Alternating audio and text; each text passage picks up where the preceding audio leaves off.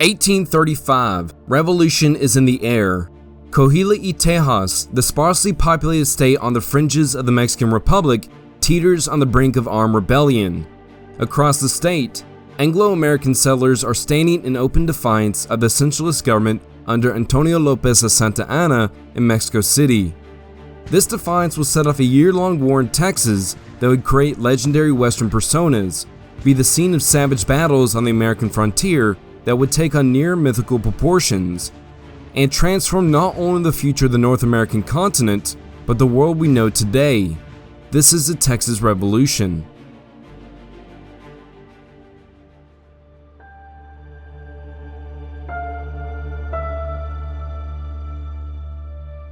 The land that will encompass Texas on the northern fringes of New Spain holds little more than endless prairies and forest.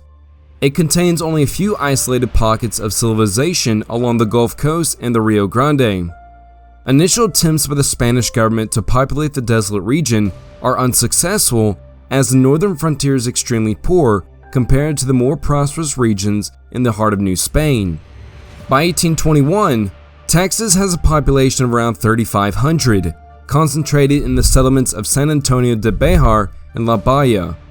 These settlements are far too small to deal with the constant raids conducted by the Comanches and American filibusters who prey upon the northern frontier.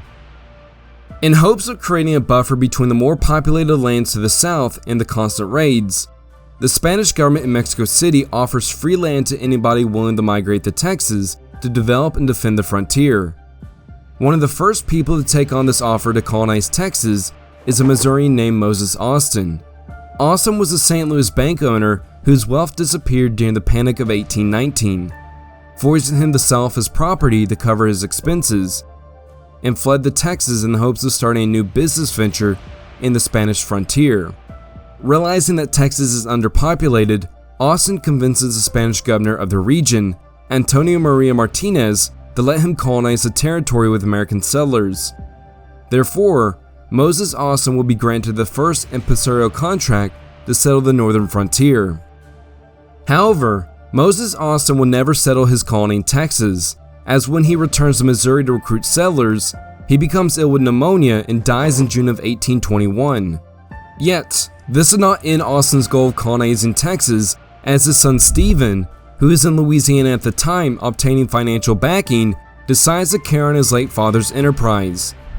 Stephen travels to San Antonio in August to be authorized to carry on his father's colonization efforts on the Texas coast. After negotiating with Governor Martinez, Austin is authorized to settle 300 families on the land between the San Antonio and Brazos rivers. Once all the arrangements are in place, Austin travels to New Orleans to recruit settlers for his colony. With the effects of the recent Panic of 1819 still lingering, many people take advantage of the highly generous terms Austin offers in his new colony. However, just as Austin is settling people in Texas, troublesome news arrives from Mexico City. New Spain is on the brink of collapse as revolutionaries take over large chunks of territory from the Spanish government.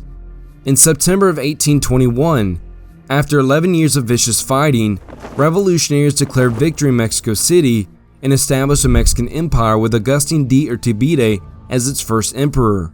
The new government in Mexico City refuses to approve the Spanish grant offered to Austin, forcing him to travel to Mexico City to implore Congress to change their minds. Eventually, after 2 years of petitioning, Austin is finally approved to settle his colony by the provisional government in 1823. For the next 2 years, Austin will settle 300 families in his colony. His colony will thrive under his leadership as he requires the heads of the households to work a trade and assist in the defense of the colony. To deal with the mobile natives, Austin forms ranging companies of horsemen to protect the settlers from Indian attacks and police the settlements. These volunteers will be the precursors of the dreaded Texas Rangers, known for their skills in shooting and horseback riding. While Austin is building up his colony, more men are authorized impresario contracts by the Mexican government to settle in Texas as well. From 1824 to 1830, over 30 men are granted contracts, with some notables being David G. Burnett, Green DeWitt, Hayden H. Edwards, and Lorenzo de Zavala. However, problems start to rise as Anglo-Americans start arriving in the state in greater numbers. Unlike the original settlers of Austin's colony, who accepted the terms of their settlement, such as working a trade, learning Spanish, converting to Catholicism, and the ban on slavery, the more recent colonists disregarded the conditions of their settlements, content to keep their life as it had been back in the United States. This refusal by the newcomers arriving in Texas alarms many about what's to come when the Anglos become the majority of the state. Though the relations between the Anglo newcomers and the native Tejanos are cordial for the first few years of the 1820s, tensions start to rise as a few impresarios try to confiscate Tejano land. In 1825, Mexican authorities are unsettled by the actions of Hayden Edwards in his colony around the settlement of Nacogdoches. Edwards believes that he was authorized to determine the validity of pre-existing land deeds. As Edwards goes around his colony, he finds that most of the Spanish-speaking landowners and American filibusters have no documents to verify their land claims, and starts removing them from their lands. Edwards, who is a wealthy planter from Kentucky, holds contempt for those who are poor and not American. He desires to create a rich colony in East Texas. Soon, Governor Jose Antonio Salcedo of the newly created state of Coahuila y Tejas catches wind of Edwards' scheme to rid the poor from his colony and revokes his grant. This enrages Edwards as he has invested over $50,000 into his colony and is not willing to let it go. On December 16, 1826, hoping to keep control, Hayden allies with the local Cherokee tribe and invades his former capital Nacogdoches with a force of 30 loyalist settlers. The armed group of men marches into the town and seizes the largest building in the area, a 2-story stone building. 5 days later, on December 21st, the Loyalists raised a white and red banner declaring Edwards' colony an independent republic, the Republic of Fredonia. Upon their declaration, Edwards sends out a call for military aid from both the United States and other Anglo-American colonies in Texas, but neither assists him. Upon hearing of the revolts, Mexican authorities swiftly act against the rebellion. On January 1st, 1827, a Mexican force of 110 infantry, augmented by 250 Texian militia from Austin's colony, march against the rebels in East Texas. To his surprise, Edward learns that not a single Cherokee will be coming to his aid to repel the advancing Mexican army. Instead of facing the force marching against them, Edwards and his men flee across the Sabine River into Louisiana, ending the Fredonia Rebellion. Though small in scale, the Fredonia Rebellion seriously damages the faulty relationship between the Mexican authorities and the American colonists in Texas, even for those who sided with the state against the rebellious settlers in Nacogdoches. To curtail future immigration, authorities in the state passed laws to ban migrants coming from the United States, bring unproductive colonies under their control, and forever banning slavery in Mexico.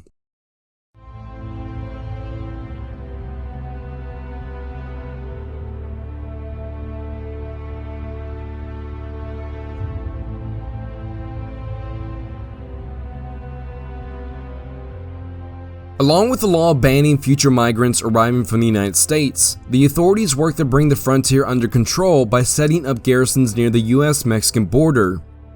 In 1830, Mexican forces erect 3 fortifications along the coast and near the Sabine River that marks the boundary between the two nations. Fort Anahuac is established on the eastern coast of Galveston Bay, Fort Velasco is placed at the mouth of the Brazos River, and Fort Tehran is built south of Nacogdoches on the Neches River. These posts are set up to enforce Mexican laws and collect customs on trade goods arriving on the Texas coast. However, just as tensions between the Texian colonists and Mexican soldiers seem to die down, a popular general named Antonio Lopez de Santa Anna in Veracruz leads a federalist coup against the unpopular President Bustamante in early 1832. Seeing the Civil War unfold in the heart of the country, Texian militias use this opportunity to rid themselves of the hated local garrisons in East Texas. Known as the Anahuac Disturbances, the colonists first target the garrison at Fort Anahuac, which is under the command of Colonel Juan Davis Bradburn.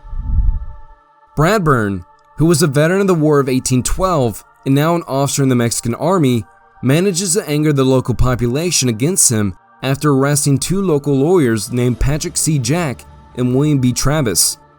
Fearing that these men will be extradited to Matamoros, the militias rise up, elect Francis Frank Johnson as their commander, and surrounded the garrison at Fort Anahuac.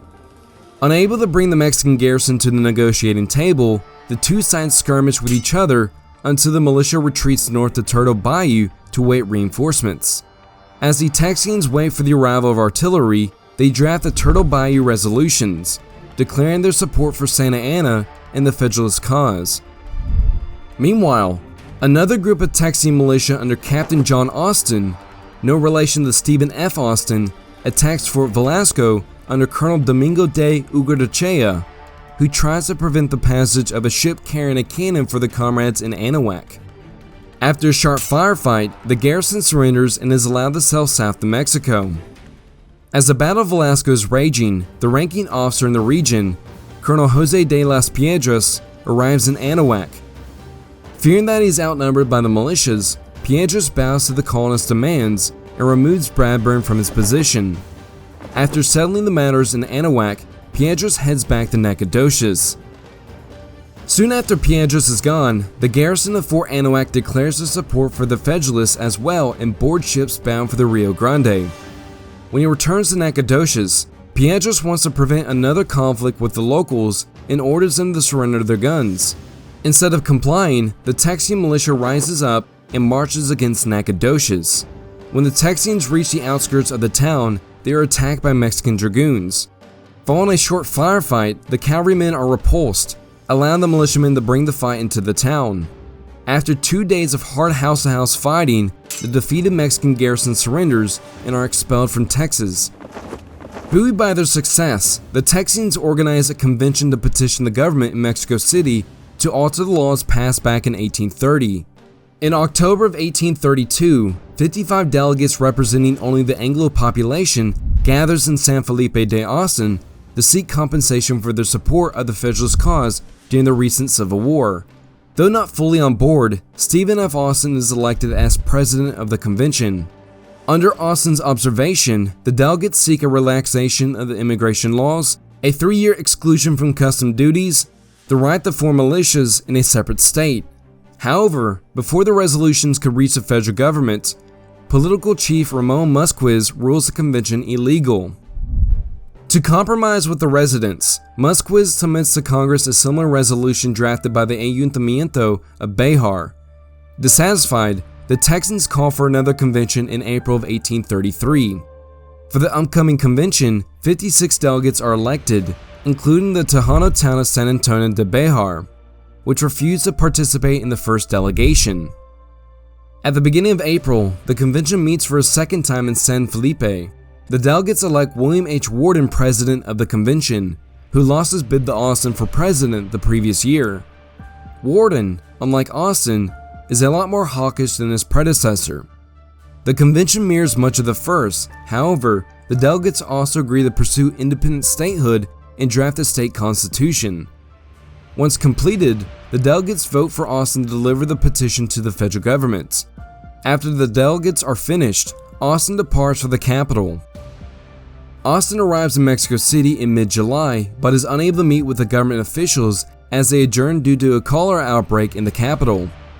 While waiting for Congress to reconvene, Austin is arrested for stirring up support against the government and is imprisoned for the next 2 years in Mexico City.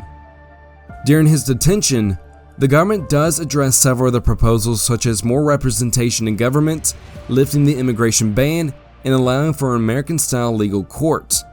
However, just as the Texians believe they finally received their past due compensation, Santa Anna, the president of Mexico, and the darling of the Federalists, overturns the Constitution of 1824 and centralizes power.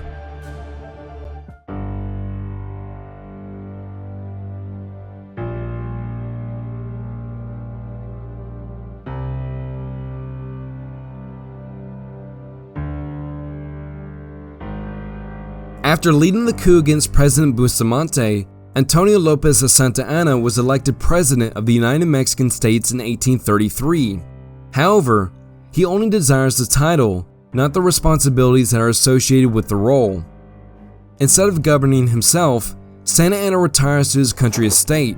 However, after some time away from power and seeing a coalition form against his government, Santa Anna takes back the reins of power. Unhappy with the destabilized condition of the federal government, Santa Anna centralizes power and overturns the Constitution of 1824 on January 4, 1835, replacing it with a unitary constitution called Las Siete Leyes. This new constitution effectively ends the First Mexican Republic. In its place, the centralist Mexican Republic is born. As the news spreads throughout the country of the Constitution's overturning, Federalist rebellion soon engulfed Mexico. To quell the revolts, Santa Anna marches out against the rebels and smashes a few Federalist armies in Oaxaca and Zacatecas. To punish the rebels, Santa Anna allows his troops time to plunder the states. Appalled by the brutality of the Centralists, more Federalists rose up in defiance. As another civil war is being raged in the heart of the country, Texians are unsure of who they support. While the Texians are considering their options, another disturbance takes hold in Anahuac. In June of 1835, the new garrison commander of Fort Anahuac, Captain Antonio Tenorio, arrests a merchant named Andrew Briscoe for attempting to trick his men. As news of the arrest reaches San Felipe, political chief Peter Miller authorizes William B. Travis to form a militia company to rescue Briscoe and his partner. Instead of marching overland to Anahuac, Travis commandeers a ship in Harrisburg, mounts a gun on its bow, and sails for the fort. As Travis nears Fort Anahuac, he fires on the fort. Unnerved by the audacity of the Texians, Captain Tenorio surrenders his command. With the surrender of Tenorio, Briscoe and his partner are freed, and the surrendered troops are expelled from Texas. In response to the assault on Fort Anahuac, Colonel Ugadachea, the new military commander of Texas, orders a warrant for Travis's arrest and calls for reinforcements. On August 9, 1835, upon hearing the news of the attack on Fort Anahuac and the warrant for Travis's arrest, the citizens of Brazoria call for another convention to coordinate the response to the rising tensions in the state. Militia summons are sent out and a new round of delegates are elected to convene in San Felipe. Stephen F. Austin, once a firm supporter of the Mexican government, now put his full support behind this new convention. However, before the convention could meet in San Felipe on October 8th, news of a clash between Mexican troops and Texian militia arrived from a small town east of Bexar called Gonzales.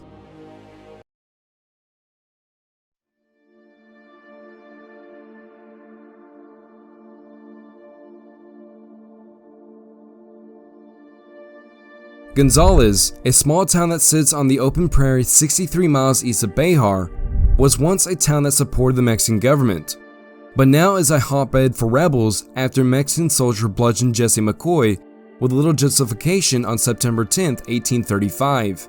This act of military brutality shocked the populace and convinced them that soon it would be their turn to suffer the same sensuous wrath that was unleashed upon the helpless people of Zacatecas. Their fears are further confirmed when Colonel Ugadachea recalls the 6-pound cannon that the town was given for defense. Back in 1826, Gonzales was burned to the ground by raiding Comanches. It was soon rebuilt, but the Mexican garrison Bexar was unable to spare the troops to defend the town. Instead, they loaned a small 6-pound cannon to the people with the condition that it be returned when asked for. Now, with the growing tension between the settlers and the Mexican troops and the recent beating of McCoy, the citizens of Gonzales have no intention of returning the cannon. The soldiers who are sent to reclaim the cannon are escorted out of the town. When word got back that the citizens of Gonzales refused his order, Ugadachea, infuriated by this defiance, sends a detachment of dragoons commanded by Lieutenant Francisco Castaneda to reclaim the cannon. The troopers left Bexar in late September and headed east towards the rebellious town. Meanwhile, in Gonzales, the citizens prepared themselves for the eventual return of the Mexicans. They removed all the boats from the western side of the Guadalupe and spread their pickets out along the riverbank to hamper any crossing. On September 29th, Castaneda and his force of 100 dragoons arrived opposite the town. Standing in their way is a militia force of 18 men led by Captain Albert Martin. As Castaneda is instructed to peacefully reclaim the cannon, he does not force his way across the Guadalupe and thus start communicating with Martin about the surrender of the gun. Martin informs Castaneda that Alcalde Andrew Ponton is out of town and until he returns, the force has to wait on the western side of the river.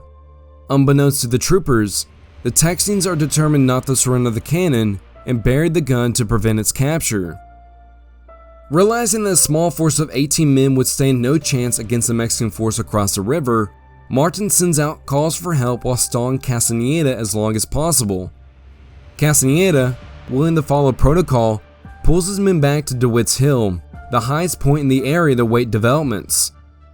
As word goes around declaring the arrival of the Mexican force in front of Gonzales, militia companies from the surrounding area heed the call and march toward the town. By the end of the day, over 80 men from Fayette and Columbus join the ranks of the Gonzales militia. Even though Martin is the nominal commander on the scene, other militiamen refuse to serve under him. Keeping to American militia tradition, they vote for their new officers. John H. Moore of Fayette is elected the leader of the entire Texian force.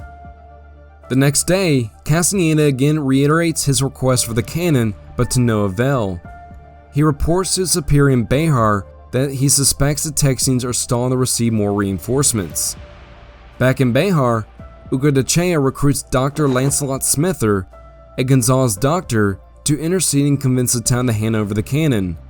Smither, along with an escort, leaves the town and arrives in Gonzales on October 1st. The doctor meets with militia captain Matthew Caldwell.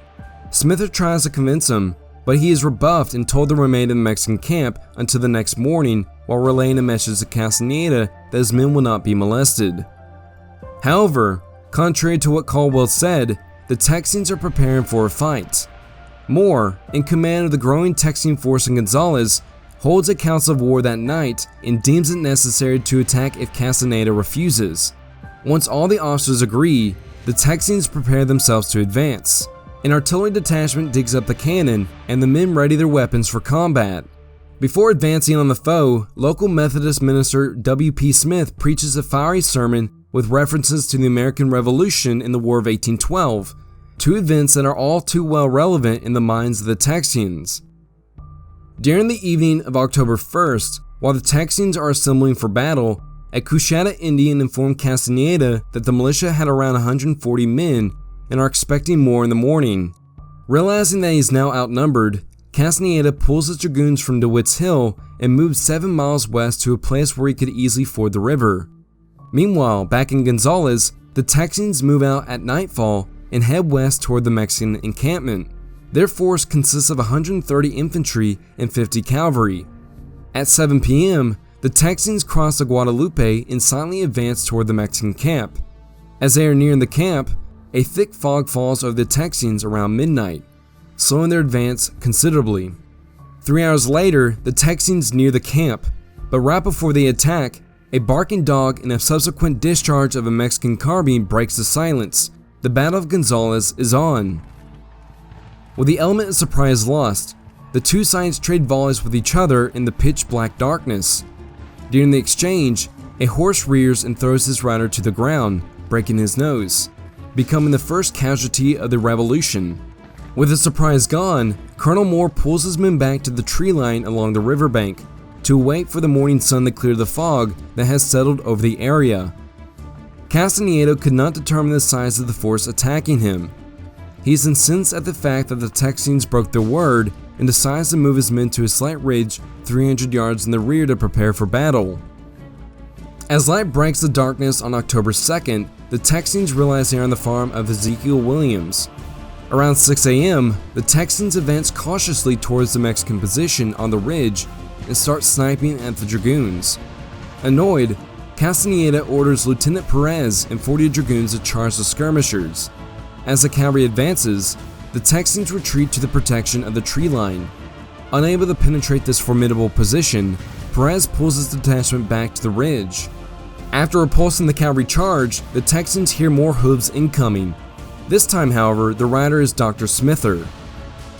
Dr. Smither was initially arrested for unintentionally deceiving the Mexican commander, but was released when Castañeda needed a messenger to parley with the Texians.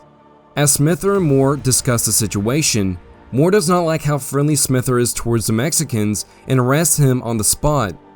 Moore decides to speak with Castañeda himself, and the commanders meet in between the two forces. Castañeda demands to know why Moore attacked his force. Moore responds by saying that Castañeda is following the orders of the centralist usurper Santa Anna. Moore implores the lieutenant to switch sides and join the Federalists. Shocked at the thought of mutiny, Castaneda leaves the meeting. As the two commanders return to their respective sides, Moore orders a cannon to open up on the Mexicans. After the initial shot, the Texians unfurl a white banner with an image of a cannon along with a challenge that reads, "Come and take it," painted on the flag. Then, Moore orders the advance. With a spirited yell, the Texian riflemen step forward and advance but are met by little resistance as Castaneda decides to withdraw his force from the field.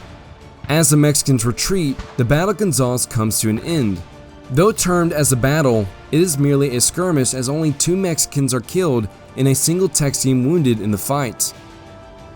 Though small in scale, the Battle of Gonzales is a watershed moment for the Texians, and the impact of the fight is immeasurable. Once the word spread that the Gonzales militia stood their ground and attacked government troops, there was no turning back.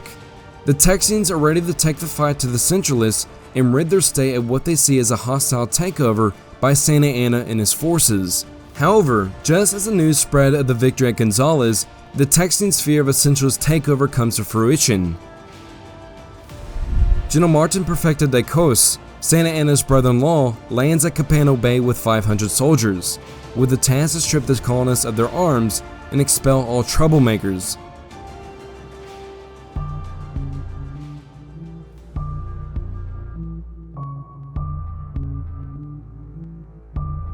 As Colonel Ugartechea sends a force of dragoons to reclaim a cannon from the rebellious town of Gonzales, a Centralist army of 500 men land in Capano Bay.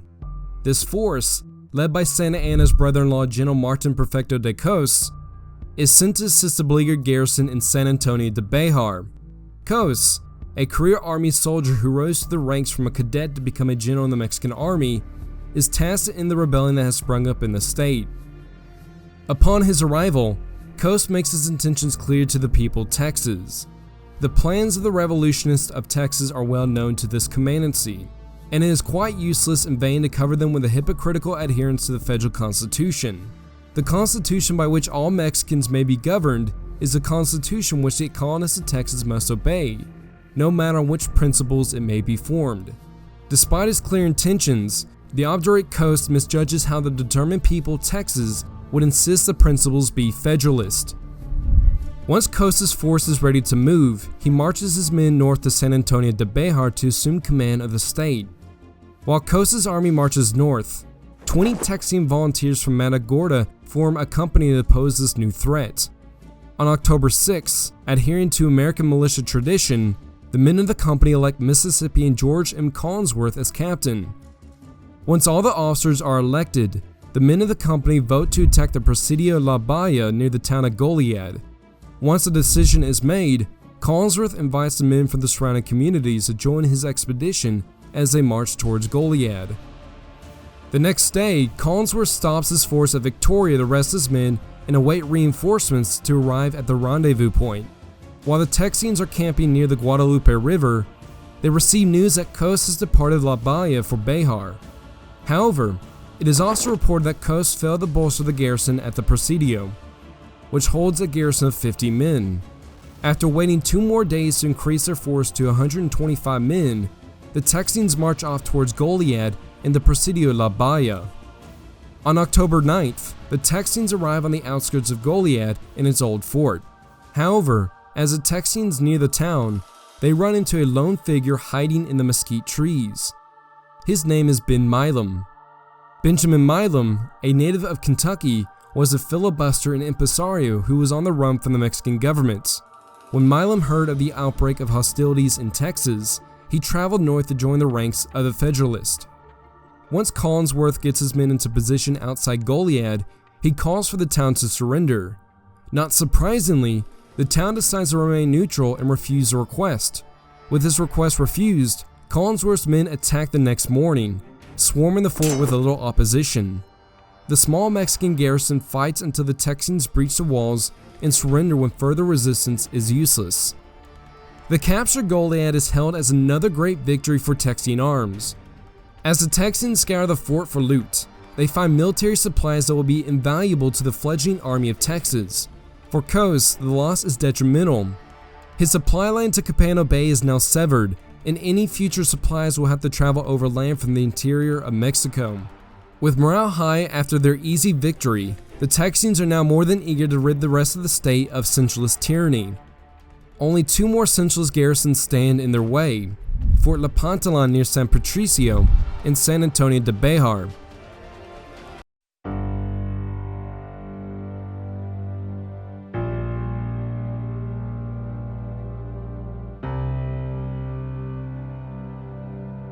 As Cos is facing the reality of his increasingly desperate situation in Bexar, 63 miles to the east, an army of militiamen, volunteers, and soldiers of fortune are gathering in Gonzales to march upon the premier city in Texas. The citizen soldiers are flushed with pride as they have bested their opponents twice in battle at Gonzales and Goliad. They are now ready to take on the large garrison that holds on tight to their tenuous position in Bexar. Both sides know it is only a matter of time before the Federalist soldiers assault the barricades constructed by the Mexican garrison. On October 11th, Texian volunteers gather in Gonzales and unanimously elect Stephen F. Austin as their commander-in-chief. Though Austin has a limited amount of military experience, he's widely respected for his sound judgment and leadership.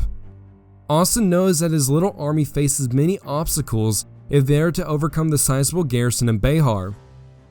The commander-in-chief gets to work shaping up his force, naming it the Army of the People. This ragtag army has an initial strength of 300 men, filled by an assorted groups of individuals, mostly being farmers or frontiersmen.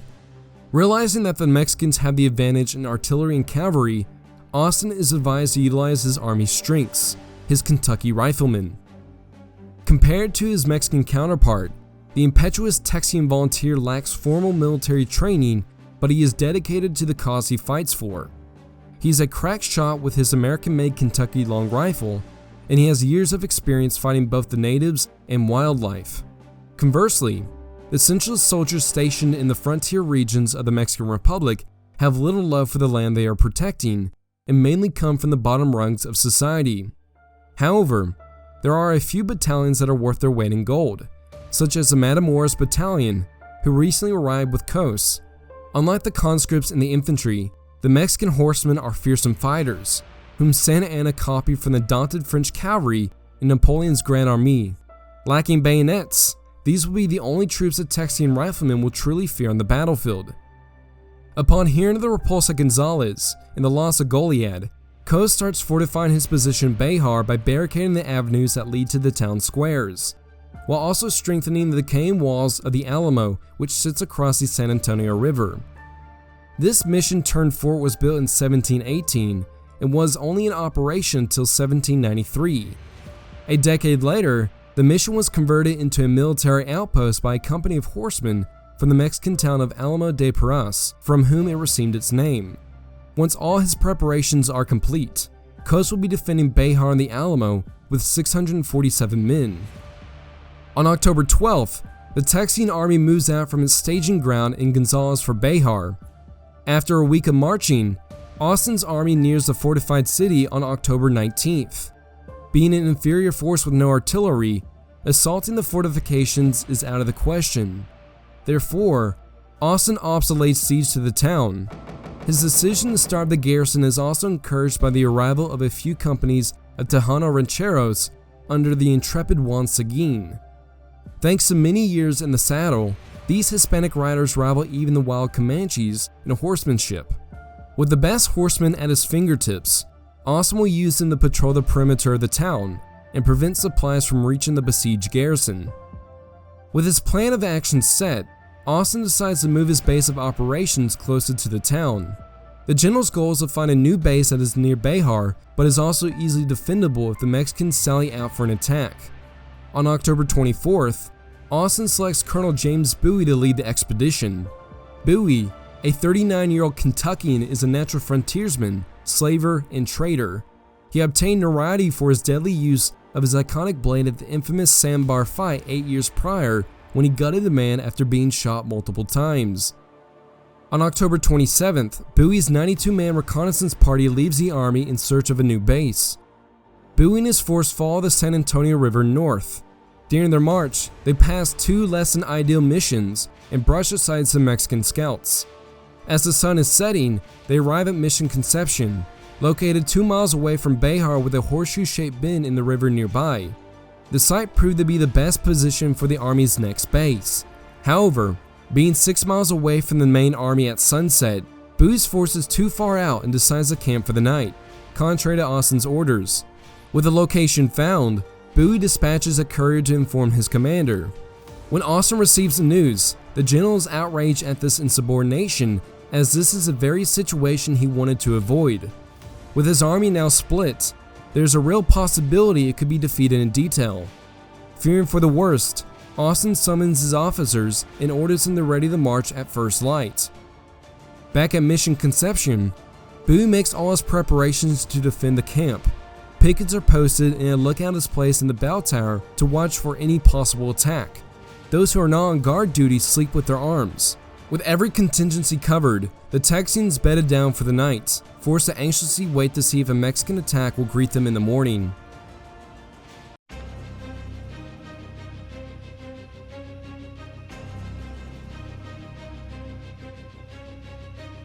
Meanwhile, in Bexar, Cos learns of the isolated detachment and wants to crush it before the rest of the Texian army arrives.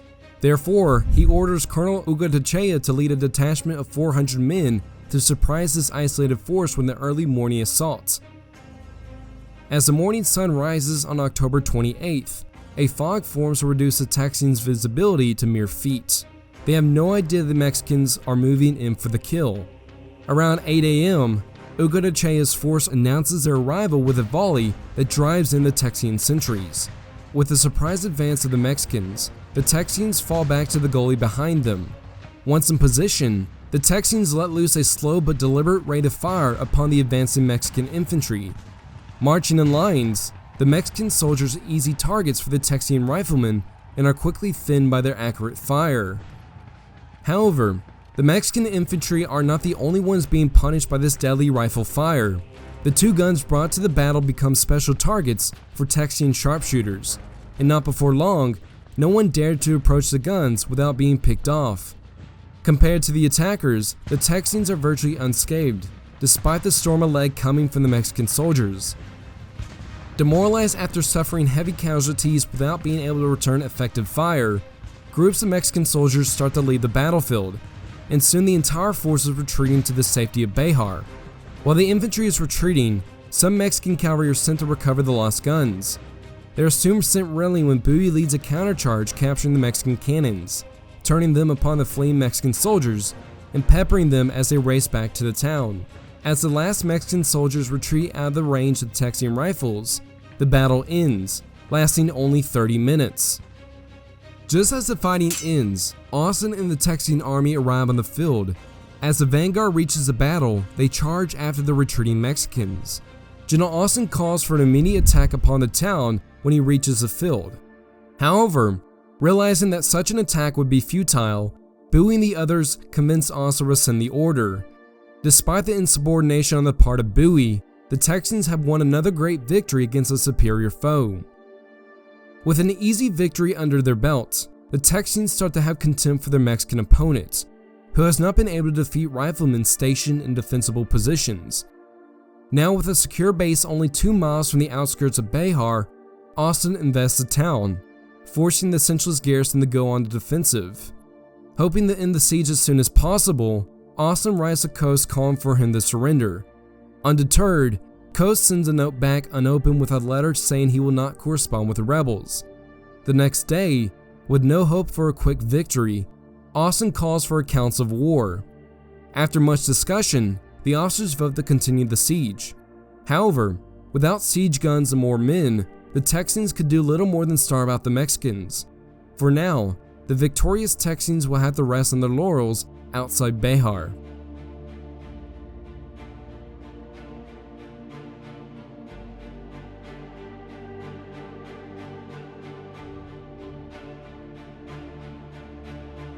Even though Austin is able to bottle up the Centralizes garrison at Bexar, his army's flanks are still in a precarious situation. The only other Centralizes garrison left in Texas is Fort La Pantalon, which is situated on the west bank of the Nueces River.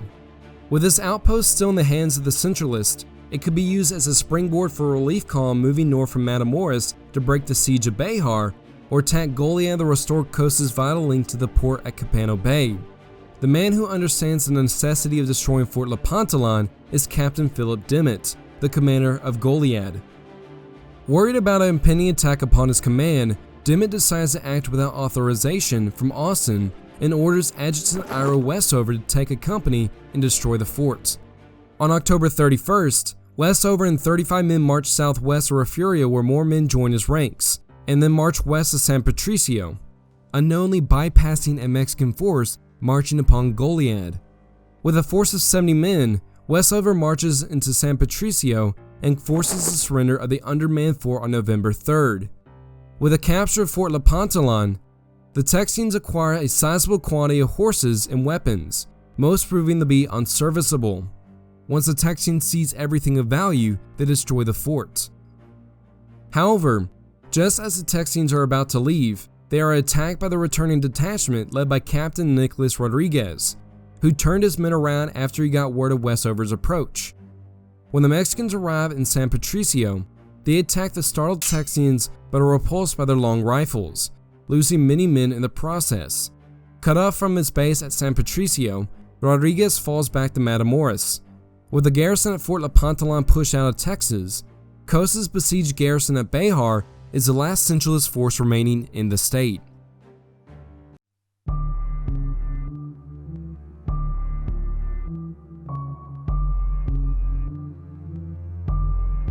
Although safe behind his barricades, Cos is unable to venture out of his walls in fear of pitting his poorly armed soldiers against the expert marksmen in the Texian army.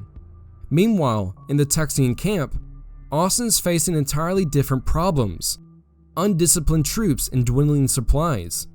His men volunteered to fight, not sit around. To deal with the monotony of the siege, the Texians spend their time drinking and taking pot shots at the Mexican garrison. All the while, the weather is getting colder and supplies are running out. As the army is more of a mob of volunteers than a professional force, it is difficult for the Texian officers to enforce discipline.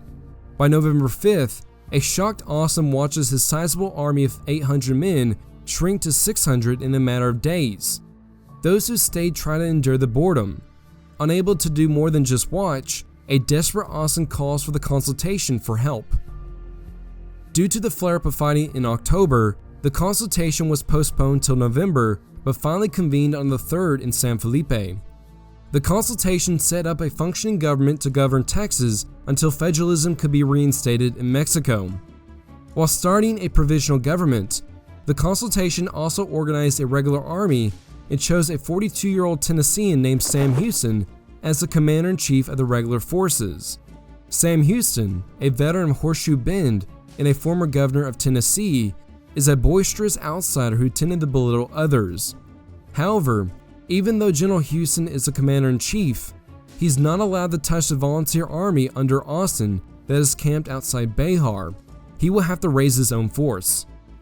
Even though the Federalists in Texas now have a functioning government and a proper military organization, the consultation has done little to help the dwindling force besieging Bexar. General Austin has done his best to keep his army together, but the strains of command and the worsening weather have weakened him. Seeing this, the consultation appoints Austin as commissioner to the United States and is relieved as commander on November 18th. However, Austin is not going to leave without taking a chance to storm Bexar. With reinforcements arriving such as the professionally looking New Orleans Greys and the departure of Ugartecha's dragoons from the besieged town a week prior, Austin decides to try to launch an assault on Bexar. On November 21st, Austin orders his men to ready themselves to assault the enemy works, but is surprised to meet a wall of opposition. Fewer than 100 men are willing to attack, forcing Austin to back down. On November 24th, realizing it is time to leave, Austin resigns his generalship and leaves for the United States. In his place, the army votes for Colonel Edward Burleson, the 42-year-old North Carolinian. Burleson is a veteran of the War of 1812, a well-known Indian fighter, and has led a company at the Battle of Gonzales. Though the commanders for the Texians changed, the conditions have not. As the weather grows colder, General Burleson anxiously watches the support for the war drop among the army and public.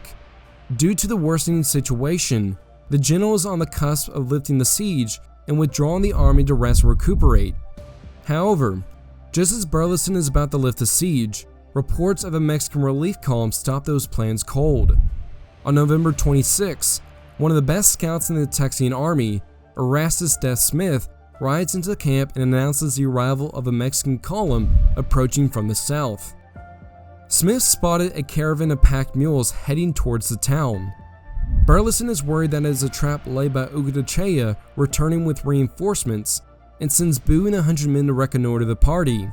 When the word about the caravan becomes public, a rumor spreads that these pack animals are carrying silver to pay the trapped garrison. Seeing an easy target, Bowie and his force attack the helpless drivers a mile south of Bexar, driving them away from the animals. With the Mexicans gone, the Texans rush to claim their prizes of silver, only to find bags of fresh cut grass for the garrison's starving horses. Irritated, the Texans named the skirmish a grass fight. Though disappointed about the lack of treasure, the Texans realize their siege is working, and the Mexicans are desperate enough to brave the open range to acquire grass for their animals. Even though the Texans enjoyed the fight, it was only temporary. Once the siege returns to normal, the men's morale wavers, with many considering cutting their losses and heading for home.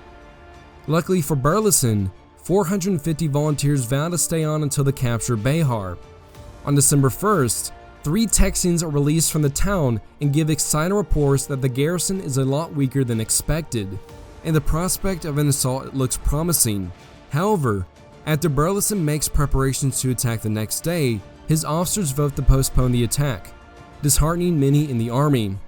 Those who have been preparing themselves for the upcoming battle are outraged and mutiny.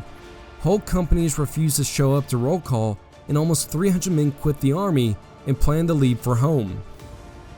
An appalled Burleson, unable to control the fiery mob, announces his decision to end the siege and go into winter quarters, hoping that spring will bring more men, bigger cannons, and full bells to wage war with. For the first time since the Battle of Gonzales, after 7 weeks of hardship outside the walls of Bexar, the Texans admit they are beaten, not by the foe who is hiding behind the barricades, but by their own boredom and disorganization. A veteran of Lepantalan reports, "All was in vain, no persuasion had any weight. A great many mounted their horses and left camp, expecting a total defeat." However, before the dejected Texans could pack up and leave, an outraged Ben Milam rides into camp declaring that he will lead an attack upon Bexar.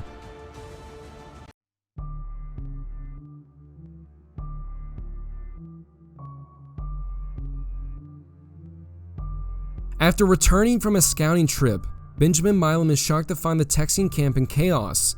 Upon learning that the army is going to lift the siege, Milam finds Frank Johnson, and the 2 men march to Burleson's tent, demanding that they attack if they can recruit enough men for an assault. With no better option, Burleson agrees. Milam and Johnson call upon the men to join in their attack. Out of the 700 Texans left in the camp, 300 men answer the call. The remainder will stay and defend the camp if the attack proves to be a failure. Milam knows the difficulties of going against an entrenched foe behind strong fortifications, no matter how low his morale is. To have the best chance possible, Milam divides his command into 2 divisions, taking the first himself while Johnson commands the second. Both divisions plan to enter the town from different points and link up at the military plaza.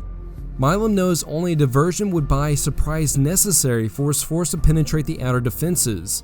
For this, Milam calls on Lieutenant Colonel James C. Neal, the artilleryman from Gonzales, to distract the garrison by firing upon the Alamo. Neal carries a heavy responsibility. If his diversion is by any way not convincing, there will be a wholesale slaughter of the Texian assault force. With a plan ready, the attack is set for early in the morning of the next day. In the pre-dawn hours of December 5th, the respective Texian units move to their positions. Milam and Johnson lead their commands to a point just north of the town, while Neal crosses the San Antonio River near the Alamo compound. Around 5 a.m., Neal fires his lone gun against the Alamo. As the boom of the cannon is heard, the anxious Texian infantry listens intently for the reaction of the enemy. Luckily, the plan works. Once the cannon is fired, The long roll is sounded throughout the town.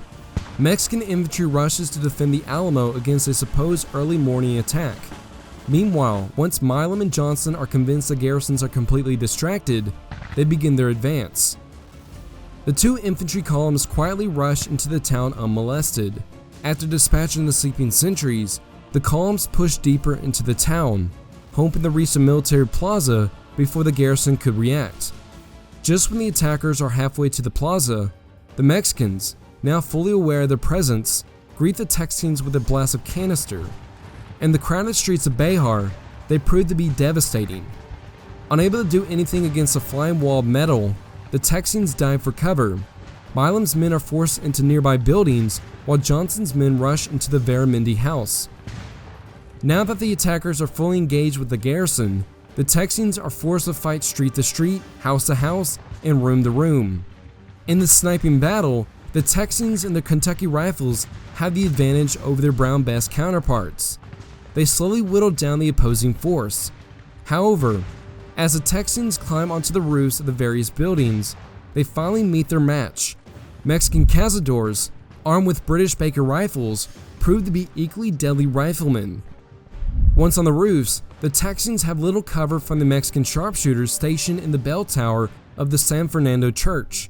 For the rest of the day, the two sides will take potshots at each other until darkness ends the fighting. As the first day of the assault comes to a close, the Texians are elated about their initial success, being able to make a lodgment in the town without suffering severe casualties. General Burleson, along with reinforcements, visits the two columns, brings food for the men, and consults with Milam and Johnson about the next day's fighting. Though they encounter stiff resistance, both commanders agree to press the attack the following morning. The morning light of December 6 resumes the fighting in the streets of Bexar. The energetic Texians push forward and slowly clear each house of senseless defenders. The fighting is nothing like they experienced before, open fields where two sides trade volleys. Instead, it is a chaotic melee, forcing combatants to grapple hand-to-hand with bowie knives, bayonets, pistols, and club muskets. In Milam's division, an assault takes a strong house that enables the attackers to wheel cannons up to the front, leveling the odds against the superior Mexican artillery. The confident Texians grudgingly push their enemies from house to house until sunset suspends the fighting. On December 7th, the early morning light reveals that the Mexican garrison built a redoubt on the Alamo side of the river, which commands the Texian left flank. However, though initially formidable, the expert Texian marksmen pick off many and force the rest to flee, securing the flank. Meanwhile, back in the streets, a new strong house backed up by artillery prevents the Texians from gaining more ground. The men suffer at the hands of this stronghold. Only the dual effort of artillery and rifle fire compels the defenders to retire. Nothing seems to stop the methodical Texian advance through Bexar. With each strong house that falls, the garrison's resistance grows in ferocity, hoping to stop the systematic advance of the Texians. Informed of the increased resistance, Milam goes to the Veramendi house to scan the enemy's defenses, looking for any potential weakness to exploit. At the same time, a Mexican cazador in a tree along the river spots him. From that vantage point, the cazador pulls his trigger and shoots Milam through the head, killing him instantly. Johnson, who's now the ranking officer on the scene, assumes overall command of both divisions. As word spreads of Milam's death, the enraged Texians find the cazador and riddle him with bullets, watching his lifeless body drop into the river below. Soon, the rest of the cazadors are cleared from the trees as well. Meanwhile, the terrifying house-to-house fighting continues. Texian attackers anxiously hack away at walls to get at their enemies in other rooms. When a breach is open, both sides shove their muzzles through the gap, firing indiscriminately. Only when the defenders are cleared from the room will this horrifying carnage end. As the sun goes down, the Texian invaders are in sight of their objective, the military plaza. Realizing it is only a matter of time before the Texians reach his last position, Cos dispatches 300 cavalrymen to find Hugo de Chea and the much-needed reinforcements. However, Cos is appalled when the expedition fails to return. The news of the betrayal is a bitter blow to the valiant Mexican defenders of Bexar. December 8th dawns rainy and cold. reducing the effectiveness of the guns on both sides. Undaunted, the Texans pushed forward, hoping to capture the final objective, the military plaza. However, they are met with a ferocity not seen before by the Central's garrison, stalling the attack. Soon, the Texans overrun the Zambrano Road, a block of houses near where Milam was killed. When Cos receives news of the capture, he transfers his headquarters to the Alamo. Running out of places to retreat, Cos needs a way to reduce the pressure on his crumbling defenses. Thinking that the majority of the Texans are committed to the assault, he reasons that the Texan camp is vulnerable. He devises a plan to cut the Texans off from their base. If successful, the attackers would be forced to withdraw. That afternoon, Cos sends a combined force of infantry and cavalry to capture the Federalist camp. Unbeknownst to the Mexican attackers, James Neal, the man who started the battle, is waiting for such a move and has assembled a battery of artillery loaded with canister. When the attackers advance within range, they are surprised to find a storm of flying metal. As soon as the attack begins, it ends with the would-be attackers fleeing back to the Alamo. With a sortie repulse, Cos's hope rests in Ugadachea. Later that afternoon, Ugadachea slips by the Texan cavalry, arriving with a sizable force of 600 men. However, even though Cos receives his much needed reinforcements, they turn out to be more of a liability, as many of the men are convicts who were marched to Texas in shackles. Not only is Cos barely holding on to the military plaza, he now has to deal with these unwilling soldiers. As the afternoon turns to evening, the Texans have one remaining obstacle between them and the military plaza, a fortified stone building called the Priest's House. Cos rushes 3 cannon and his remaining infantry to defend the building. At 11 p.m., the Texans launch a ferocious attack upon the Priest's House. The two sides blast away at one another, but after an hour of savage fighting, the jubilant Texans beat the convicts and take the house. Realizing that the plaza is lost, the remaining Mexican defenders flee to the Alamo. Hemmed in on all sides in the Alamo, with dwindling supplies, Cos has no other option but to surrender his command. Early on December 9th, Cos calls for a ceasefire to discuss the terms of surrender. After many hours of discussion, the two sides negotiate the surrender of the Bexar garrison. Burleson allows the Mexican soldiers to take their guns and ammunition, but they have to leave the state, swearing not to oppose the reestablishment of the Constitution of 1824.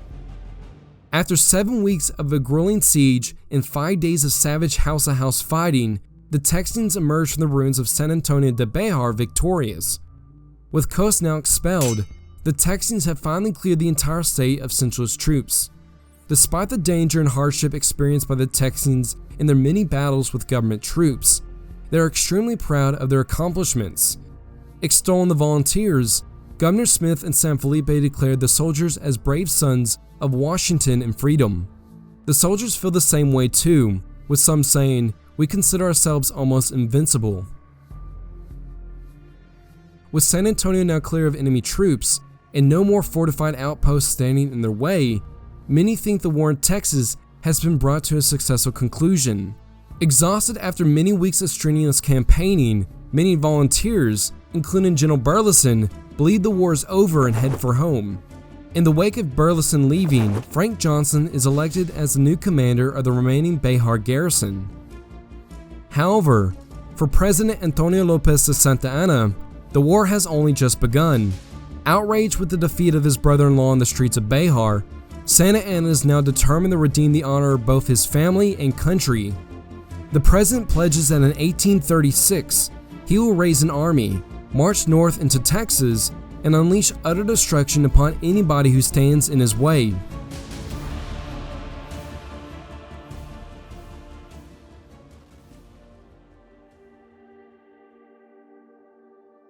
By the end of 1835, President Antonio Lopez de Santa Anna has quelled almost all the Federalist revolts in Mexico.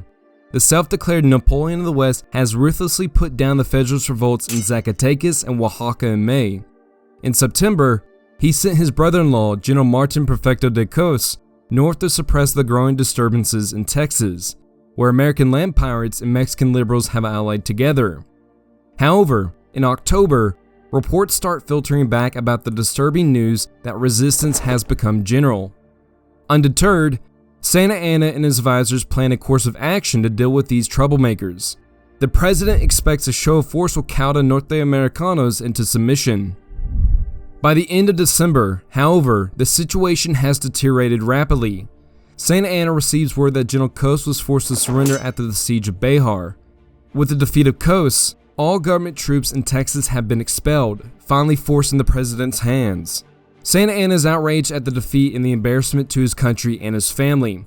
He pledges that in 1836, "I will see the utter destruction of those who wish to betray the territory of Texas," and steps down from the presidency.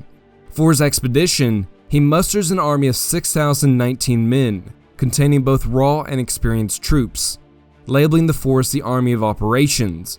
The army is broken down into 5 divisions, under the commands of Ramirez y Sesma, Gaona, Tolosa, Urrea, and Andrade. Once all the preparations are made, he marches north overland in late December, heading for the ruined streets of San Antonio de Bexar. Given the vast distance and rugged landscape he will have to traverse, it might be easier for Santa Anna to sail by sea. However, there are a few reasons why the general is marching overland to Bexar. The first is its symbolic value as the political center of the state. Take Bexar, he will hold the entire state in his hands. Second is its point of honor. It is a site where his brother-in-law Cos was recently defeated and forced to surrender. He wants retribution so he can uphold his family's honor. The third reason is its strategic importance. He wants to use Bexar as a base of operations to rid the state of the troublesome Anglos. The fourth and final reason is his men are inexperienced. The raw recruits need time to train, and sailing up the coast would prevent that. As the year passes into 1836, the march north to Texas is treacherous. Many of the soldiers are not accustomed to the extremely cold temperatures and suffer immensely. Along with the weather, the supply chain breaks down almost immediately. The camp followers consume the majority of the food, forcing Santa Anna to cut rations. Suffering from the reduced food and the elements, men start to fall out of the ranks. Those who fall behind are picked off by raiding Comanches, with reports of a few being found scalped. However, despite all the hardships, the Mexican army crossed the Rio Grande into Texas on February 12, 1836, a month before any Texian expected them to arrive. If Santa Anna moves fast, he might be able to capture Bexar without a fight.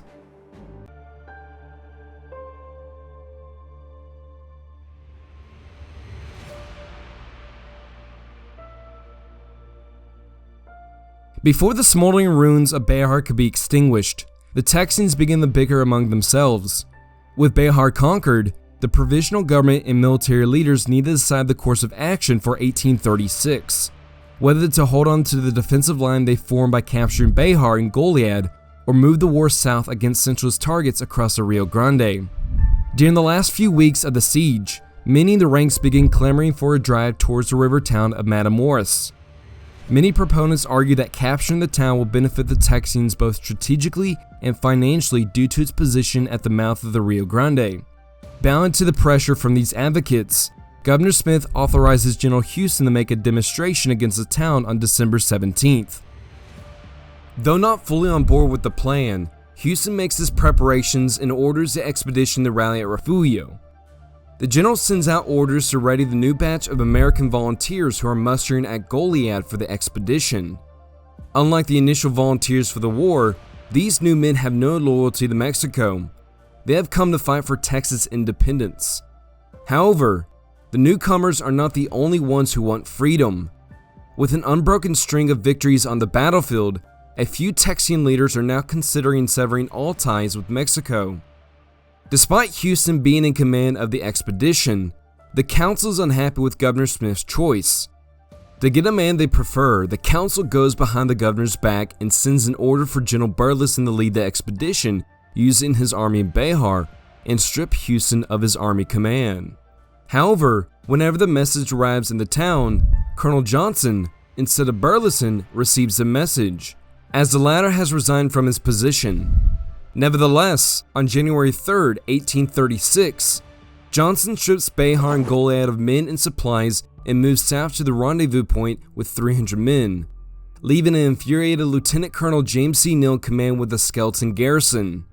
Seeing Johnson march south, Houston joins the column as they head towards Refugio.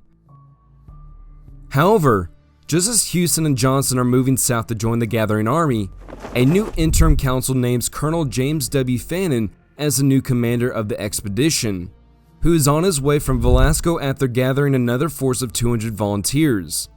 By January 24th, the Texians now have 3 commanders for the expedition who are all heading towards Refugio. When Houston arrives, he receives the order deposing him as commander-in-chief by the council. With little else to do besides leaving, Houston gives a foreboding speech to the volunteers, warning them of the odds of taking such a large town. At the end of the speech, he manages to convince them of the folly of the expedition. As a result, many start to leave, and soon a trickle becomes a stream, unraveling the whole force. Due to infighting, confusion, and a scarcity of supplies, none of the commanders move against Matamoros. 2 of the commanders abandon the expedition and go their own way.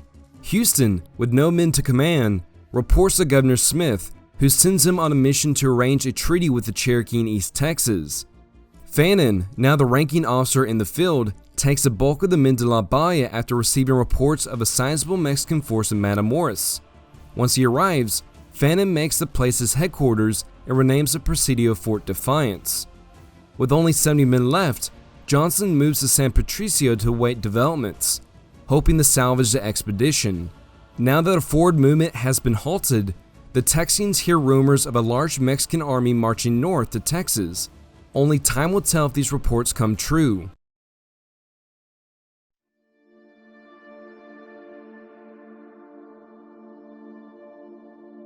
By January 6, as Johnson's force departs for Refugio, Neal realizes the full extent of his tenuous position in Bexar. Johnson leaves Neal in command of 100 men and barely any supplies to defend not only Bexar, but also the Alamo, the same position that Cos was unable to defend with 10 times that number. Incensed at his predicament, Neal furiously writes to the provisional government in San Felipe, chastising Johnson for stripping the garrison and requesting reinforcements. If there has ever been $1 here, I have no knowledge of it.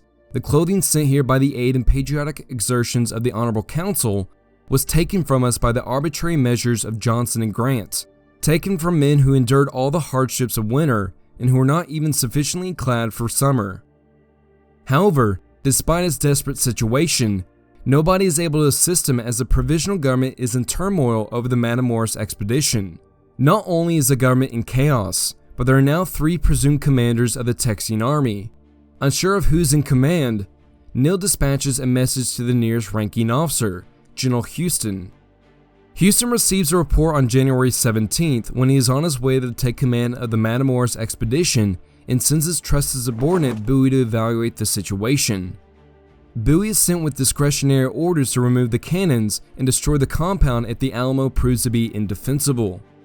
On January 19th, Bowie arrives in the town with 30 men to carry out his orders. However, after surveying the compound, he is impressed with the improvements and changes his mind about destroying the fort. Bowie soon joins Neal in calling upon the government for assistance, declaring to Governor Smith that I would rather die in these ditches than give up Bexar to the enemy. Smith knows that Bowie does not make such declarations lightly and orders all possible aid to the men of Bexar. Soon, reinforcements arrive in the town. One of the first to arrive on February 3rd is Lieutenant Colonel William B. Travis's mounted company. Travis, a debtor-in-law from Georgia who moved to Texas to start a new life, has been fighting the Mexicans since the Anahuac disturbances.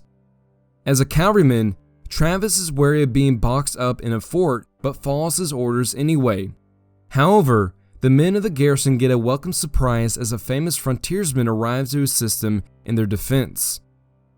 On February 8th, 49-year-old David Crockett, better known as Davy Crockett, arrived at the head of some Tennessee volunteers. 2 decades prior, Crockett established himself as a frontier luminary in Tennessee. He fought in the Creek War and used his fame to be elected to Congress on multiple occasions. However, Crockett's career in politics came to an end when he opposed President Jackson. Hearing of a revolution imminent in Texas, he declared to his former constituents, "You may all go to hell. I will go to Texas. When the Tennessean arrived in Bexar, the garrison threw a fandango in his honor. On February 14th, the festive attitude dies down when Colonel Neal has to leave to take care of his sick family, promising that the men he will return. Before leaving, Neal transfers command of the garrison to Colonel Travis, who holds seniority over the more experienced Bowie due to his regular commission in the army, unintentionally snubbing the volunteers. Unable to control the disobedient volunteers, Travis and Bowie cordially agree to be co-leaders until Neal returns. However, there's no time for personal differences. On February 16th, Texian scouts reported that Santa Anna's army crossed the Rio Grande into Texas. Even with the report, Travis believes that he has ample time to gather more men and supplies.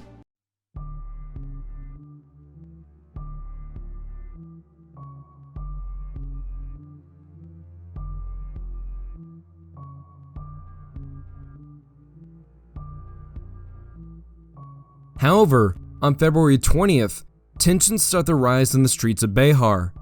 Rumors start to swirl around the town about the imminent arrival of the Mexican army, persuading many residents to leave. Even with these worrying signs, Travis is still unconvinced that Santa Anna is near. Later that day, 25 miles to the west, Santa Anna's army crosses the Medina River, the last barrier between his force and Bexar. On February 23rd, Travis stations a lookout in the San Fernando church just as a precaution. Later that afternoon, church bells start to ring, declaring the approach of the Mexican army, way sooner than anybody expected. Shocked at the early arrival of the enemy, the frightened defenders grab what they could carry and run to the Alamo. As the gates close around the compound, Travis has on hand approximately 156 men to man the walls, way under the necessary strength to garrison the 3-acre perimeter. The defenders of the Alamo can only watch as the endless stream of Mexican soldiers march into the town. By the end of the day, 2,100 men have arrived to occupy Bexar. After entering the town, Santa Anna instructs his men to fly a blood-red flag over the San Fernando church, indicating no quarter will be given if the fort is attacked. Seeing the flag, Travis responds with a single shot from the 18-pounder, a response Santa Anna easily understands. Angry with Travis, Bowie tries to negotiate a surrender but to no avail. Upon learning that no honorable surrender can be obtained, the leaders agree to fire another shot from the 18-pounder, signaling the start of the siege. With the blast of the cannon, Travis and Bowie have sealed the fate of all those who are inside. Their only hope now rests in the hands of the provisional government, Fannin, and any other Texian willing to assist them. Only when he becomes surrounded does the weaknesses of the compound become apparent. The walls were built to withstand native arrows, not an artillery bombardment. The fortifications lack strong points where the defenders could easily repel an assault, and the number of men available is woefully inadequate to defend every part of the wall. Near the mission, there is nothing more than a low picket fence keeping the Mexican army out. To counteract this, Travis assigns Crockett and his crack Tennesseans to hold this point. Though the garrison has an ample array of artillery, they lack ammunition and powder for sustained combat. Worst of all, the stores were not stocked up before the siege, forcing the garrison to eat what they had brought with them. At best, they have a month's supply of food. With the inauguration of the siege, the Mexican army surrounds the fort and gets to work reducing the Alamo's walls. Santa Anna dismisses the Alamo as nothing more than an irregular fortification hardly worthy of the name. He and his officers are more concerned about a relief force led by Fannin coming to break the siege. To that effect, he keeps up constant cavalry patrols in all directions, and stations a division to watch the main road leading to Goliad. However, one problem facing the growing Mexican army in Bexar is its lack of heavy ordnance. Since the army arrived with only 10 small field pieces, they are forced to move within range of the deadly Texian rifles. The siege guns are expected to arrive in 2 weeks. For now, the Mexicans have to wait outside the walls of the 118-year-old mission. While the Mexicans are digging siege entrenchments to avoid the deadly Texian rifles, Bowie collapses after days of declining health. Nobody's sure what Bowie contracted, but the most likely cause is pneumonia. Whatever the affliction is, Bowie is unable to function as a commander. He instructs his volunteers to obey Travis. Now with command over everybody, Travis gets his men ready for the siege. With the guns now in place, the Mexicans begin to bombard the Alamo. Travis first orders his men to trade shot for shot. However, after seeing how much powder he is wasting, he calls his men off to conserve their ammunition in the event of an assault, except for his riflemen, who rarely miss. On February 24th, Travis writes an open letter to the settlers of Texas, with hopes of encouraging all those who can assist him. To the people of Texas and all Americans in the world, fellow citizens and compatriots, I am besieged by 1,000 or more of the Mexicans under Santa Anna. I have sustained a continual bombardment and cannonade for 24 hours and have not lost a man. The enemy has demanded a surrender at discretion, otherwise, the garrison are to be put to the sword if the fort is taken. I have answered the demand with a cannon shot, and our flag still waves proudly over the walls. I shall never surrender or retreat. Then, I call on you in the name of liberty, of patriotism, and everything dear to the American character to come to our aid with all dispatch. The enemy is receiving reinforcements daily and will no doubt increase to 3,000 or 4,000 in 4 or 5 days. If this cause neglected, I am determined to sustain myself as long as possible and die like a soldier who never forgets what is due to his own honor and that of his country, victory or death. Only time will tell if his address stirs up the required assistance to aid him in his hour of need.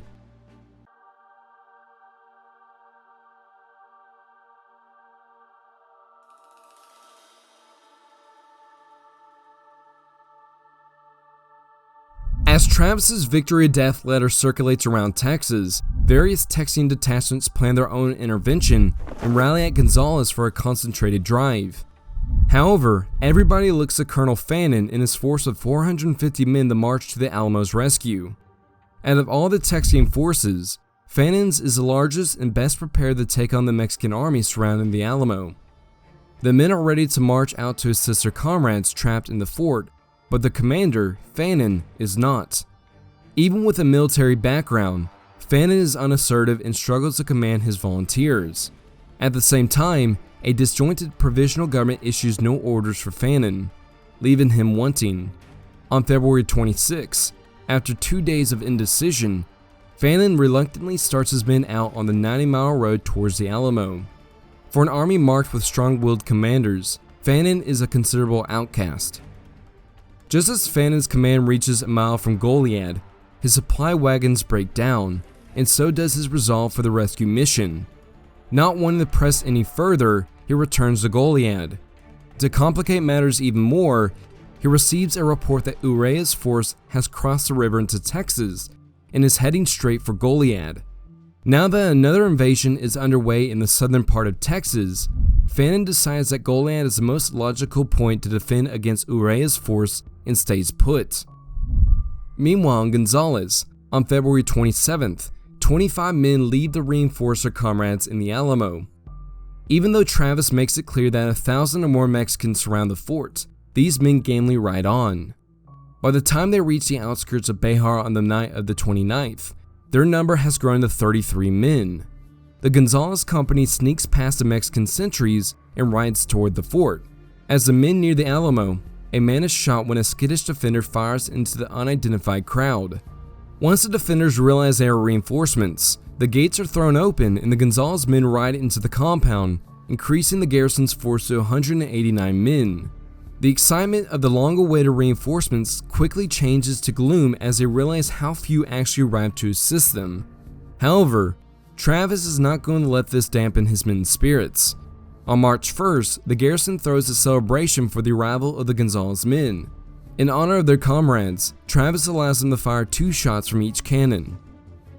While the siege of the Alamo continues, a new convention is organized to replace a consultation that has devolved into chaos.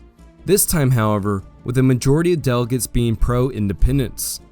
On March 1st, the convention convenes in Washington on the Brazos with Richard Ellis presiding as president. With a majority favoring independence, a committee is formed to get straight to work drafting a resolution. On March 2nd, the convention approves the declaration. The Republic of Texas is born.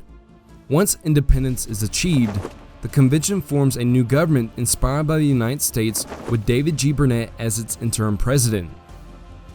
Meanwhile, Sam Houston has been a bystander at the convention due to his limbo status as a general. Once again, he is chosen to be the commander-in-chief. This time, however, Houston demands the authority of all Texian forces, which the delegates grudgingly accept. With authority over the entire Texian military, Houston works on forming an army to march to the Alamo's rescue. As delegates form a new nation, the situation for the Alamo continues to deteriorate. Mexican artillery has relentlessly bombarded the old walls every day since the beginning of the siege, forcing the defenders to repair their breaches every night, which proves to be only a temporary measure. By March 3rd, word reaches Travis that Fannin will not be coming to his aid, adding to the further gloom among the defenders. By this point, Travis accepts the fact that it is only a matter of time before the Alamo falls. In Bexar, Santa Anna receives more reinforcements, increasing his number to 3,100. However, despite receiving more men, the general grows increasingly impatient with the lack of progress against the Alamo garrison. On March 5th, his patience runs out, and the irritated general calls his officers together to propose an assault, citing morale. The officers are taken aback by this proposal. They all know that the Alamo's walls are crumbling, the garrison is no real threat, and no relief force has been sighted. They try to convince Santa Anna to wait for the siege guns to arrive, but to no avail. The general has already made his decision. The army will attack at 5 o'clock the next morning. With the attack orders set for the next morning, the Mexican artillery falls silent. In the camp, officers tell their men to get plenty of rest so they can be ready for tomorrow's fight. Santa Anna hopes that the defenders will use this lull to get some sleep. He wants to surprise the defenders and get his men over the walls before the Texians can defend themselves. After 12 days of almost constant bombardment, the exhausted Texians welcome the ominous silence and fall asleep, including those who are on picket duty. As the stroke of midnight marks the 13th day of the siege, the Mexican camp comes alive.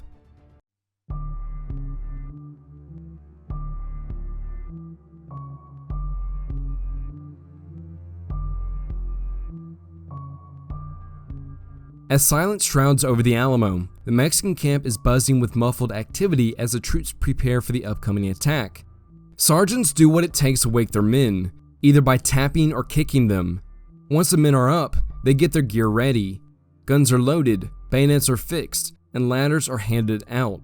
The general wants it to be a quick fight.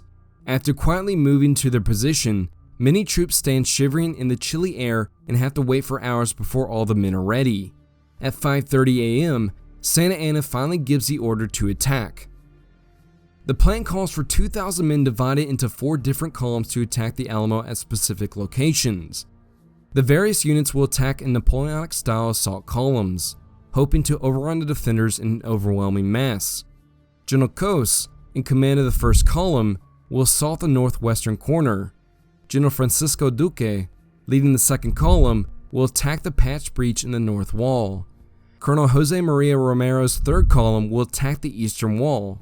Finally, Colonel Juan Morales' fourth column will attack the compound's weak spot, the low-lying parapet next to the mission on the southeastern side. While the 4 columns attack, Santa Anna himself personally commands a reserve. General Joaquin Ramirez y Sesma, in command of the Army's cavalry, will encircle the fort, tasked with preventing both friend and foe from running from the fight. All the columns move towards their designated attack location in the moonless night. Skirmishers fan out in front of the columns and quietly dispatch the sleeping sentries with their bayonets as they move towards the walls undetected. However, as the soldiers near the looming walls of the Alamo, the tension finally becomes unbearable, and a nervous recruit breaks the silence by shouting, "Viva Santa Anna!"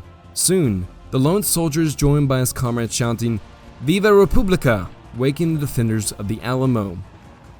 The groggy defenders are shocked at how close the Mexicans are to the Alamo. They grab their guns and run to the post to fire into the mass of soldiers. Travis, along with his slave Joe, run to the north wall, shouting to his men, "Come on boys, the Mexicans are upon us and we'll give them hell."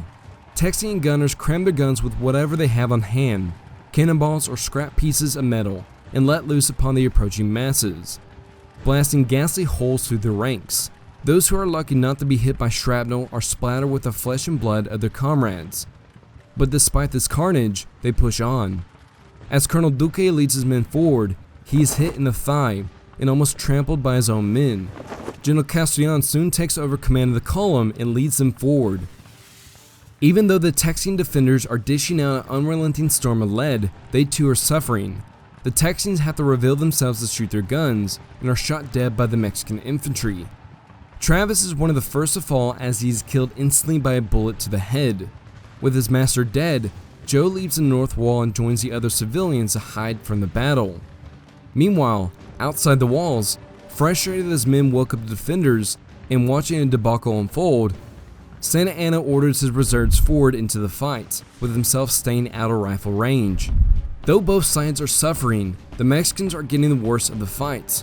Not only are the attackers being mowed down by accurate rifle fire, they are also losing men from their comrades who blindly fire at the walls, hitting their comrades in front of them.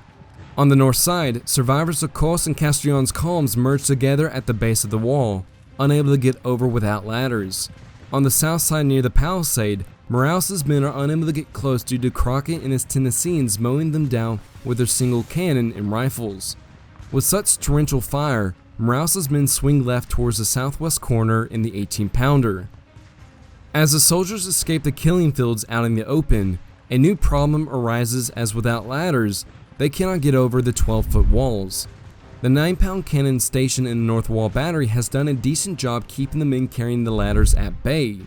An officer complained that the few poor ladders that we were bringing had not arrived, because the bearers had either perished on the way or escaped. However, due to the crumbling nature of the north wall, the attackers decided to use the gaps to scale the patched barricade.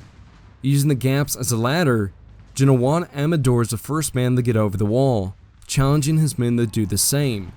These first men drop into the plaza and swing open the postern door, allowing the rest of the comrades to flood into the defensive perimeter.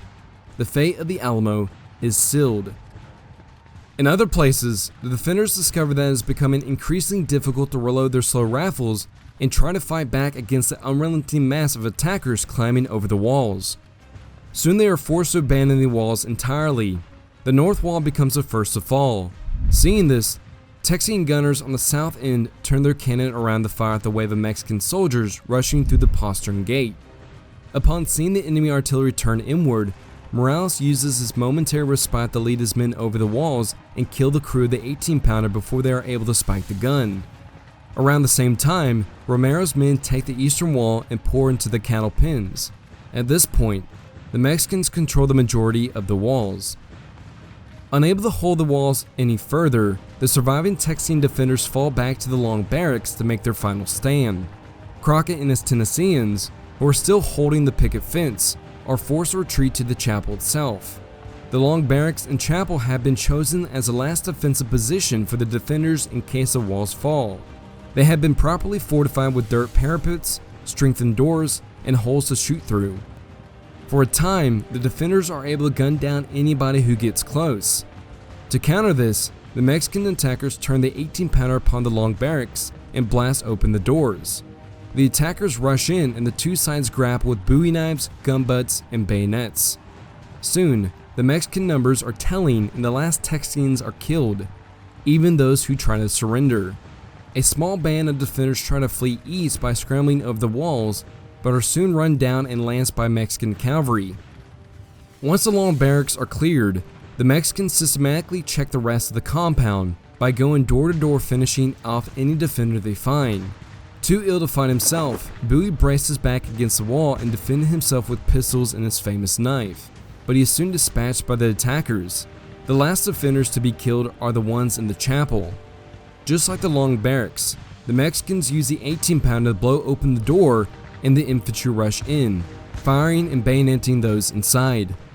Before all the defenders are killed, General Castrillon orders his men to spare the last few men, Crockett and 6 others. By 6:30 a.m., after only an hour of fighting, the battle is over. The Alamo has fallen.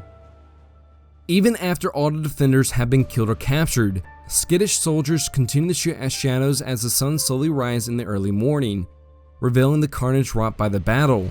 When he receives word that the Alamo has fallen, Santa Anna rides in to survey the aftermath.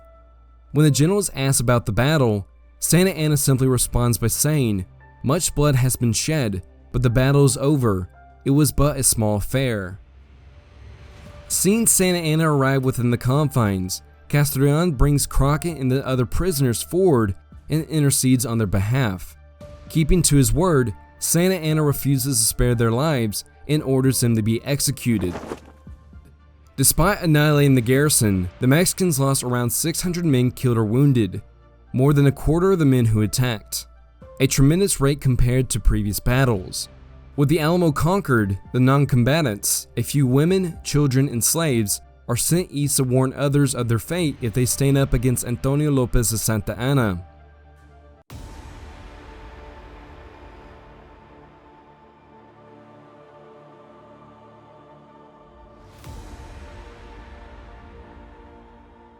With the destruction of the Alamo garrison, Santa Anna finally has his victory over the Texians and relishes in the glory of conquest. Despite the urges by his subordinates to make a swift drive against the scattered Texian forces, the general decides to remain in Bexar for a few days to rest on his laurels. For Santa Anna, there is no rush. He destroyed the Alamo garrison, broke the defensive line that connected the Alamo to Fort Defiance, and sees no other fortified outpost that stands between him and the Sabine River. Meanwhile, General Urrea, in command of the secondary Mexican invasion, is making great strides and will soon be upon the perplexed garrison of Goliad. Santa Anna believes that once word gets around about his slaughter of the Alamo garrison, the Texians will flee back to the United States in droves, completing his job for him. However, for the Texians, the only impact of the slaughter of the Alamo garrison is a burning urge for vengeance. As the word reaches a gathering Texian army in Gonzales, the men are awakened to the reality of their perilous situation. Since the capture of Bexar back in December, the Texians thought they had won the war. Now, with the arrival of Santa Anna and the fall of the Alamo, that feeling has been obliterated. If they want to survive, it is time to end the bickering, unite their forces, and face the victorious armies of Santa Anna. Outnumbered 6-1, the Texians look to one man to be the deliverer, General Sam Houston. Houston knows that if he has any chance of defeating either Santa Anna or Urrea, he needs to gather all the Texian forces into a coherent force. As long as the various detachments are scattered throughout Texas, they will have no chance of standing up against the daunting Mexican army. Houston sends out orders to all his commanders to link up with his force in Gonzales. However, before Houston can gather his forces, General Urrea makes a lightning strike through the coastal plain, mopping up all in his way, and is now right on the heels of Colonel Fannon's panicking troops. March 27, 1836, Palm Sunday. The sleepy Texian prisoners of Goliad are prodded awake from their slumber by their Mexican guards. Herman Ehrenberg, a German volunteer captured at Coleto Creek, feels a peculiar tenseness in the crisp, cool morning air. As they exit the barracks, he sees an entire army of uniformed men watching their every move, more than what is usually needed to guard them. Once out in the courtyard, the prisoners are lined up and told they are leaving. A few try to ask where they are heading, but no answer is forthcoming. Once the prisoners are mustered, the order to march is sounded and the column of Texians begin their quiet procession from the Presidio. As they leave the gate, the column diverges and heads in 3 different directions.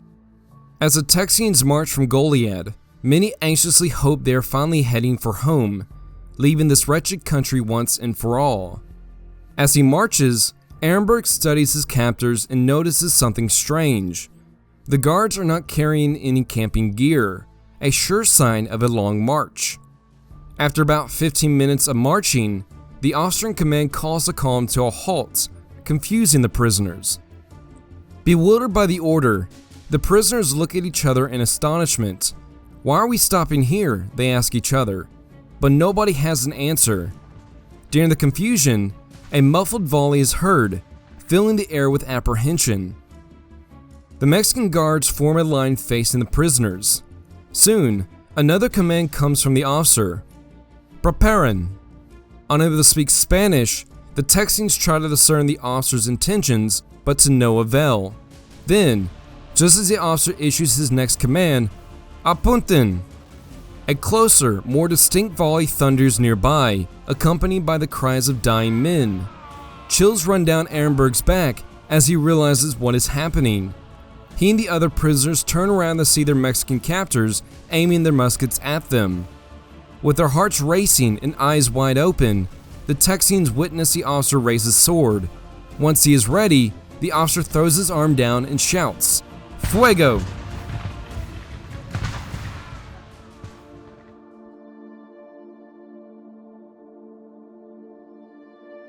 On February 18, 1836, almost a week after Santa Anna's army crosses into Texas, Brigadier General José de Urrea begins his part to rid the northern frontier of these land pirates. Urrea, a talented 38-year-old general from Durango, has been in the military for almost 3 decades. In 1833, seeing the constant rise of Santa Anna, Urrea wisely allied himself with a popular general, enabling him to boost his own career in the process. When Santa Anna became president, he rewarded Urrea with a commission as a brigadier general in the Mexican army. In early 1836, as Santa Anna is marching his army north to deal with the rebellious Anglos in Texas, he diverts Urrea's division to deal with the massed Texian force threatening Matamoros. However, just as the general arrives in the river town, the threats of a Texian attack dissipates as the enemy force develops into petty infighting, opening the road for a drive north into Texas. With no organized force threatening Matamoros, Santa Anna orders Urrea to begin his own invasion of the rebellious state. Urrea is tasked with sweeping the coastal prairie clean of Texian rebels, as the president leaves a path of destruction through the heart of the state. Santa Anna gives his subordinate clear orders to execute any rebels he captures. He's determined to send a clear message to those who stand in his way. With 400 men under his command, Urrea prepares his force to march north. Standing in Urrea's way are the remaining men of the failed Matamoros Expedition, around 70 men under the command of Colonel Francis Frank Johnson in San Patricio. Ever since the expedition collapsed from infighting, Johnson hoped to salvage the remains of the campaign and launch his own attack upon the river town. However, Johnson is waiting for Federalists and Matamoros to rise up and assist him in conquering the town. Until that happens, Johnson divides up his force to collect supplies and rounds up wild mustangs from the surrounding prairies. On February 18th, Urrea's army crosses the Rio Grande and marches straight towards San Patricio. As he marches north, his spies keep him updated on the Texians in the vicinity. 8 days later, on the 26th, Urrea learns that Johnson only has 30 men with him in San Patricio. Seeing an opportunity to defeat the Texians in detail, he force marches his command overnight in the driving rain to surprise the rebels the next morning, even losing a few men to exposure. Despite the losses, his rapid approach reaps dividends. Early on the 27th, Urrea's command catches Johnson's men completely off guard, killing and capturing many while scattering the rest. Luckily, Johnson and a few others escaped the sudden and ferocious attack. In a short, decisive fight, Urrea reclaims Fort Lepantalan from the Texian rebels and now has a perfect staging ground to move towards Goliad. Before he moves that way, Urrea receives reports of some of Johnson's men returning to the town, unaware that the Mexicans captured San Patricio. With this information, Urrea prepares an ambush along Agua Dulce Creek, about 26 miles south of San Patricio. On March 2nd, the oblivious Texians, driving a herd of wild horses, ride right into Urrea's trap. At the prearranged signal, Mexican dragoons sweep out from the woods and destroy the detachment almost to a man. The few who survive ride straight to Fannin to report the attack. With these twin victories at the battles of San Patricio and Agua Dulce Creek, Urrea has annihilated Johnson's command, cleared the Nueces River Valley of Texian forces, and enabled Centralists to retake control of the region. As word gets around about Urrea's victories, loyalist rancheros flock to his banner, all wanting to drive those despised Norte Americanos out of Mexico. Not only have these twin battles broken the Texian hold over the valley, they have also proven that the riflemen can be easily defeated if caught in the open by Mexican cavalry, a tactic that Urrea would try to replicate in the future.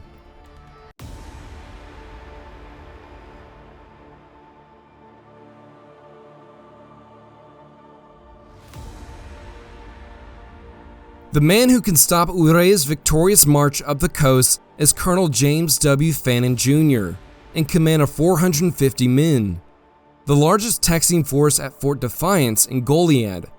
Fannin, a 32-year-old Georgian, was an early participant of the revolution.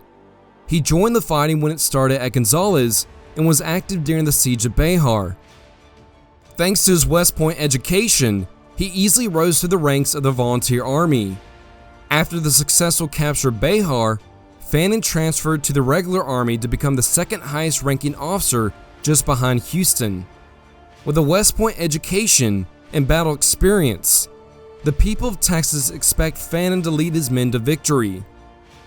When Fannin receives news of the twin defeats near San Patricio, the colonel feels a heavy responsibility rests upon him. Though he recognizes Goliad as a key position in the Texian defensive line, recent events have made his position untenable. With Santa Anna in command of Bexar and the Texian garrison at the Alamo cut off, Urrea marching up the coast, and the potential of another Mexican force landing at Capano Bay in his rear, Fannin realizes his command at Goliad is outflanked and outnumbered. Fannin knows he must act, but he is unsure of what he should do. His gut tells him to retreat, but he refuses to move without explicit orders from a higher authority.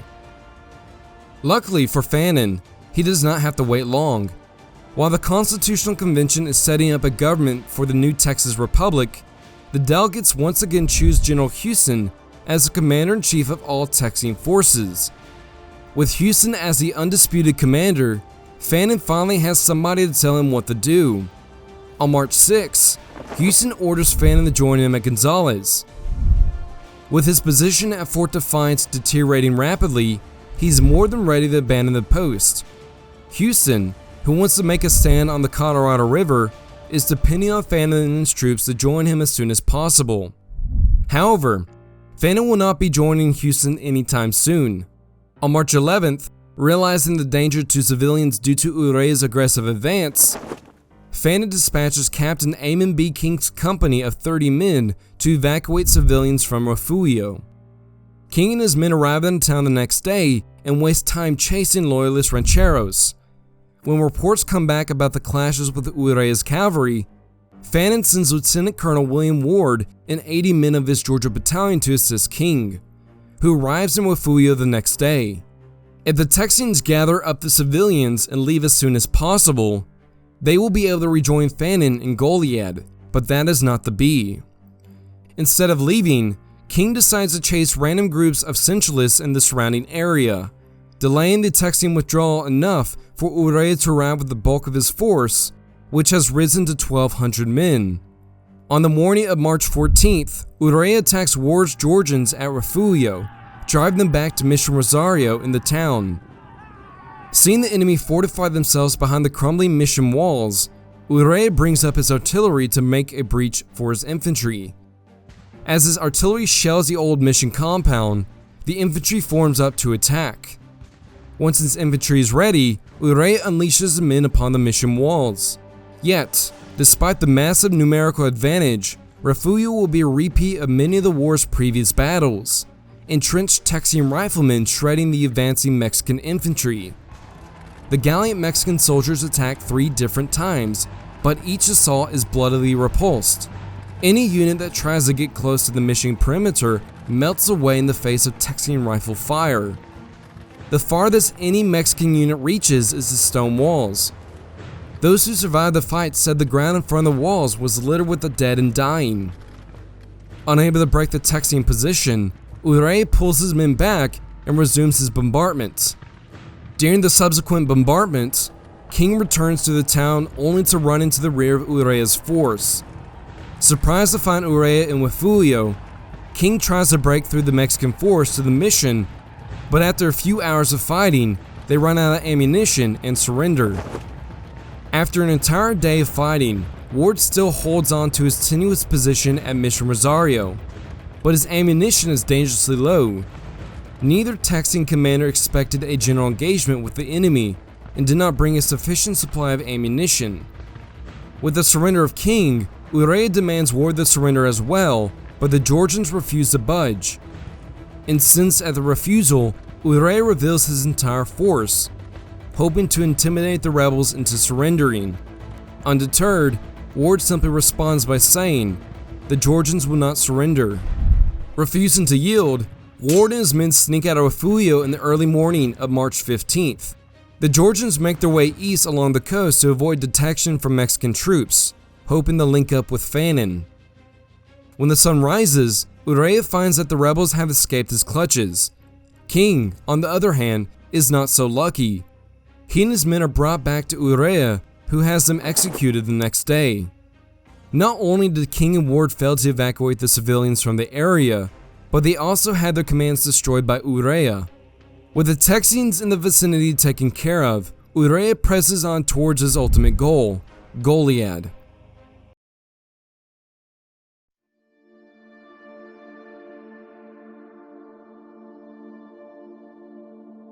While King and Ward are hunted down by Urrea's unrelenting force, Fannin receives another order from Houston to make haste to Victoria, along with disastrous news that the Alamo and the entire garrison have been destroyed. Despite the commanded urgency by Houston, Fannin wastes valuable time in Goliad waiting for his subordinates to return from their mission at Refugio. As time passes, Fannin becomes more anxious about obeying Houston's order to retreat. On March 17th, Fannin finally receives reports that Ward has been defeated. With no other delays, Fannin prepares his command to link up with Houston on the Colorado River. On the 18th, Mexican patrols arrive in the region around Goliad, forcing Fannin to delay his march till night. If Fannin and his men want to safely reach Houston, they need to travel as lightly as possible. Fannin, on the other hand, insists on bringing 9 pieces of artillery and 500 spare muskets, contrary to Houston's orders. Yet, when night comes, it proves to be too murky for Fannin's liking, who postponed the march until morning, a fatal decision. When light comes the next day, a low fog looms over the area, a great concealment for his army if Fannin uses it to his advantage. However, true to his character, he delays his march even longer. Not wanting to leave anything behind for the Mexicans, Fannin orders his men to burn anything they are not taking, producing a great tower of smoke, a sure sign of a retreating enemy. When Mexican patrols see the smoke hanging high over Goliad, they race to tell Urrea of Fannin's departure.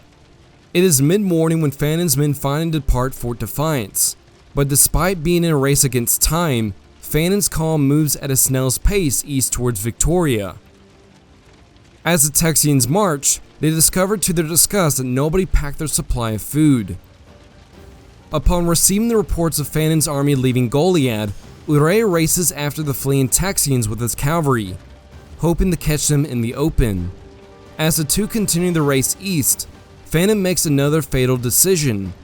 After only advancing 6 miles from Goliad, he halts his command to allow the oxen to rest. Fannin's subordinates urge him to keep moving until they reach Coleto Creek, but to no avail. Fannin, who is present at Gonzales, Concepcion, and Bexar, holds an unshakable contempt for the Mexican soldiers, believing that even his own small force can stand up to Urrea's numerically superior army.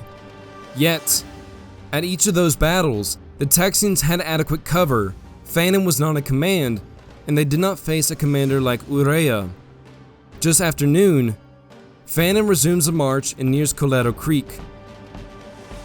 As he comes within 2 miles of the creek, he looks over his shoulder and sees rising dust clouds in the distance. Urrea is coming. Urrea's advanced guarded cavalry catches Fannin's men 1 mile from the wooded bottomlands of Coleto Creek, not wanting to allow the Texian riflemen to enjoy the protection of the trees. Urrea's cavalry circles around Fannin's force and blocks their approach to the timber. Seeing this, Fannin forms up his force into a hollow square and unlimbers the artillery at every corner. Once again, Fannin's subordinates urge their commander to move quickly to the protection of the timber, but Fannin opts to fight Urrea in the open. Doing whatever it takes to keep the Texians in the open, Urrea prepares his dragoons to attack. The dragoons dismount and march toward the isolated rebels, firing every quarter mile, doing no damage. Fannin, on the other hand, waits until the dragoons get within point-blank range before firing, and driving off the attackers with an accurate volley. As the two sides trade shots, Fannin's cavalry returns to the field to see the infantry trapped in the open. Not wanting to waste more lives to rejoin their comrades, the cavalry rides on the Victoria to find reinforcements, leaving them to their fate. The Mexican dragoons, now remounted, continued their unrelenting attack against Fannin's square, each time being driven off by deadly rifle fire. As the fighting continues, more infantry arrives from Urrea's army, taking the high ground to fire into the Texian position. Once the infantry arrives, Urrea throws them into the fray as well. Despite the courage of the Texian infantry, their artillerymen and draft animals are picked off at an alarming rate by the Mexican cazadores. During one of their volleys, Fannin himself is wounded in the thigh. Despite many times questioning his military judgment, Fannin's men approve of his bravery in the battle. Captain John Shackelford, the commander of the Alabama Red Rovers, wrote that the Mexicans came in full tilt, with gleaming lances, shouting like Indians. When they came into range, we opened a tremendous fire upon them, which brought them to a full halt and swept them down by scores. The two sides would continue to trade volleys until darkness suspended the fighting. When night finally arrives, the Texians realize how dangerously low they are on supplies. Many soldiers share their last drops of water with their wounded comrades. Meanwhile, Fannin and his officers review the situation. Though they had beaten back every assault by Urrea's troops, they are trapped in the open without food or supplies. While the Texians try to rest, they are occasionally shot at by Mexican cazadores, preventing them from starting campfires. Realizing the severity of the situation, Fannin finally allows his men to decide if they want to stay or break out of the trap. Knowing that the wounded would be left behind if they escape, the men decide to remain and share their fate. With their decision made, the men try to get what sleep they can. On March 20th, the morning light only further increases the gravity of the situation for the Texians. During the night, Urrea brought his entire force to the field, including 3 pieces of artillery. Now with superior firepower, the Mexicans only need to hang back and bombard the stranded Texians. After firing a few rounds into the Texian square, the desperate Fannin, unable to continue the fight, raises a white flag and calls for a ceasefire. Once negotiations commence, Urrea can only offer unconditional surrender to the desperate Texians. Isolated in the middle of the field without supplies, Fannin can do little more than accept. The tired and hungry Texians lay down their arms and march back to Goliad under guard. Again, Urrea proves that the superior Texian riflemen can be defeated if they are caught in the open. Though he suffered more killed and wounded than the Texians, Urrea's aggressive actions against Fannin have rendered him a complete victory on the Texas coast. The next day, Urrea pushes on the Victoria, reclaiming the town for Mexico. On the 22nd, the Mexicans capture the remnants of Ward's Georgia Battalion, who are found cornered against the banks of the Guadalupe River. Wanting to continue his drive eastward, Urrea leaves the prisoners with Colonel Jose Nicolas de la Portilla at Goliad, the same place they once garrisoned. For Fannin and the Texian prisoners, their war is over. Now they look forward to going back home to see their families.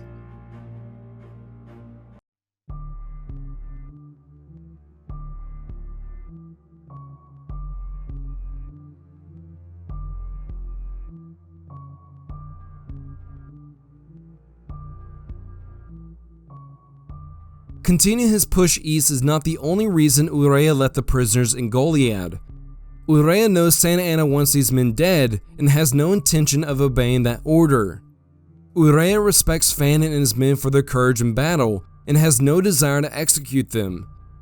Instead of following Santa Anna's orders, Urrea writes to his commanding general asking for clemency on the behalf of the Texians. However, when Santa Anna receives the message, he doubles down on the order by demanding the immediate execution of the perfidious foreigners. With this, the fate of Fannin and his men is sealed. On March 26, when Santa Anna's execution order arrives at Goliad, Portilla, although perturbed about the thought of killing the prisoners, decides to act upon his commanding general's order. Unlike the Mexicans, the Texians have no suspicion of their fate. Many believe they will be paroled back to the United States or marched to Matamoros. Fannin, who has been in communication with the Mexican officers about their arrangements, believes the same thing. As night arrives, the Texian prisoners sing Home Sweet Home, a cherished song in the United States. At sunrise on Palm Sunday, March 27, 1836, 370 Texians are formed up in 3 different columns and are marched under guard in separate directions. The largest group, mostly containing Ward's Georgians, heads north toward the San Antonio River. Another group, containing mainly men from the San Antonio and Mobile Grays, marched east towards Victoria. Finally, Ira Westover's group marches west towards San Patricio.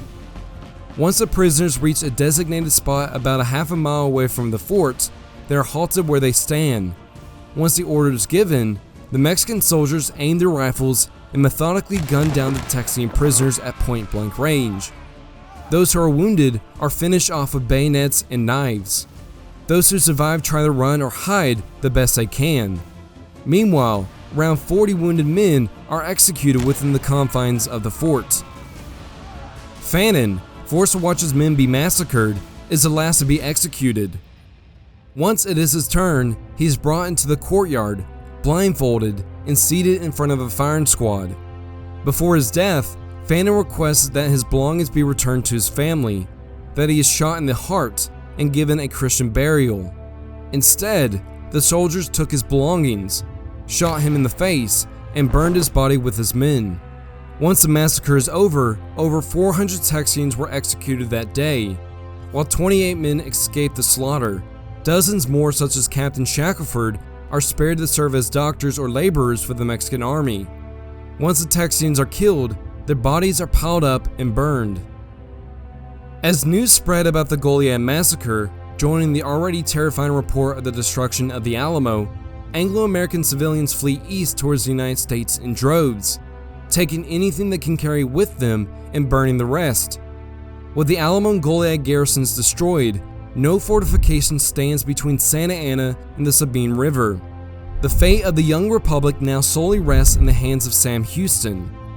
If the general is unable to defeat this unrelenting Mexican tide, the Republic of Texas, not even a month old, might be destroyed before it can be fully established. For now, Houston can do little but retreat in the face of Santa Anna's victorious armies. With every step east the Texians take, the bigger the fire of vengeance for their butchered comrades burns in their hearts, hoping to one day show their hated foe that they remember those who fell at the Alamo and at Goliad. On a late rainy night of March 13, 1836, a group of tired and scared individuals stumble into the camp of General Sam Houston, who has been assembling an army to march to the Alamo's aid. Among them are 2 black men and a white woman holding a baby. Once the shadowy group converses with the officer on duty, he quickly ushers the woman into the headquarters tent as fast as possible with terror in his eyes. A growing number of soldiers start to gather around the tent, all curious to know what the commotion is about. While they talk amongst themselves, one of the soldiers recognized a woman as Susanna Dickinson, the wife of Almiron Dickinson, a soldier stationed in the Alamo. After about 30 minutes of anxiously waiting in the rain, an adjutant of General Houston walks out to inform the crowd. In a shaky voice, the officer declares, "The Alamo has fallen, and the entire garrison has been killed." Gasps are heard. The entire group is stunned. They are unable to fathom that the Alamo garrison being destroyed. Some start to think of their friends or family members who are stationed there. As the group starts to acknowledge the truth, many ponder where Santa Anna will go next. Once there's a break in the commotion, the officer speaks up again. "Pack all your belongings and burn whatever you can't take. We leave in 30 minutes. When one of the soldiers asks about the urgency, the officer responds, "Santa Anna is on his way here."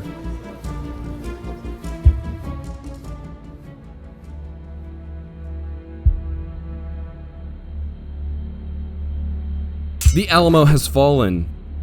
Word of its destruction spreads terror throughout the rest of Texas. Houston knows that his army of 374 men is neither large nor experienced enough to contend with Santa Anna's grizzled veterans in a general engagement. The only course of action is to withdraw in the face of this unimaginable calamity. Retreating will also give him time to gather his forces and shape up his volunteers into a respectable fighting force to eventually make a stand against the Mexican regulars. With no fortifications to rely upon, Houston has to use the terrain to his advantage. Each river he crosses will be another barrier between his men and Santa Anna. The general orders his men to burn Gonzales, ditch their cannons in the Guadalupe River, and withdraw east towards more favorable ground. Houston also calls on every available Texian to join his ranks, even including Fannin and Goliad, with a force of 450 men. If he can link up with the men from Goliad, Houston will double his force, which will provide a major obstacle to any Mexican advance. Even if he can gather an army, the open prairies of South Texas are no place for his riflemen. He needs to bring his men to the densely wooded land of East Texas, a landscape his American frontiersmen are accustomed to. No longer will his men scatter their forces in front of a larger foe. He will keep his men together. He must keep his men mobile. If he loses his army now, just after a calamity such as the Alamo, the Republic of Texas will be lost. As the orders go out for the retreat, the volunteers berate Houston for his decision. Many joined up to fight the Mexicans, not run from their enemy. The men of Houston's army have grown up with the indomitable spirit from the American frontier. They join Houston's army out of patriotism. If the general does not command their respect, they will leave without looking back.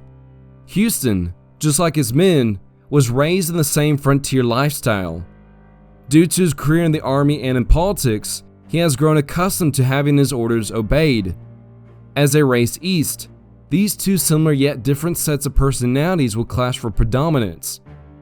For now, the men grudgingly obey their commander and march east. As the soldiers withdraw east, so do the civilians. No longer able to protect them from centralist raiding parties, Houston orders all non-combatants to burn anything they can't take and evacuate towards the safety of Louisiana. People grab whatever they can carry and destroy everything else, hoping to prevent their belongings from falling into the hands of the Mexican troops. As the news filters east, more and more people join in this frenzied retreat towards the United States. Many of these people will not stop fleeing east until they arrive in Louisiana.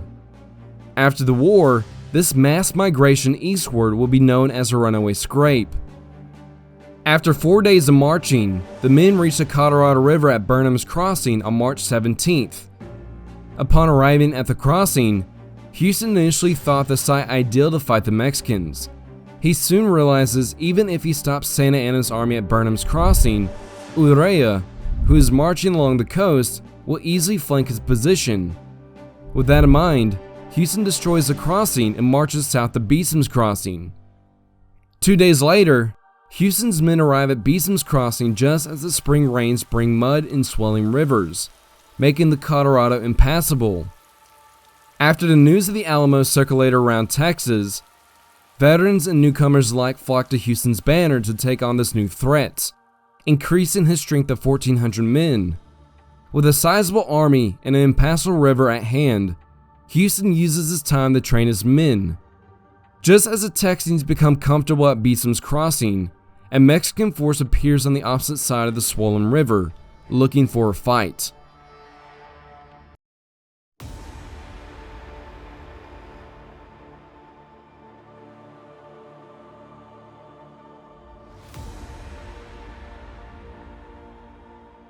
On March 14th, 8 days after the fall of the Alamo, Santa Anna receives reports that Houston's army destroyed Gonzales and retreated east.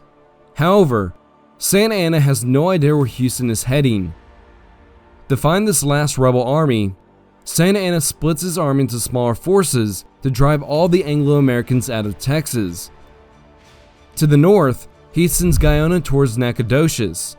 To the east, he sends Ramirez y Sesma and Tolosa towards Gonzales. All the while, Urrea continues the lightning drive along the coast. Meanwhile, the general himself remains in Bexar until Houston's army is located.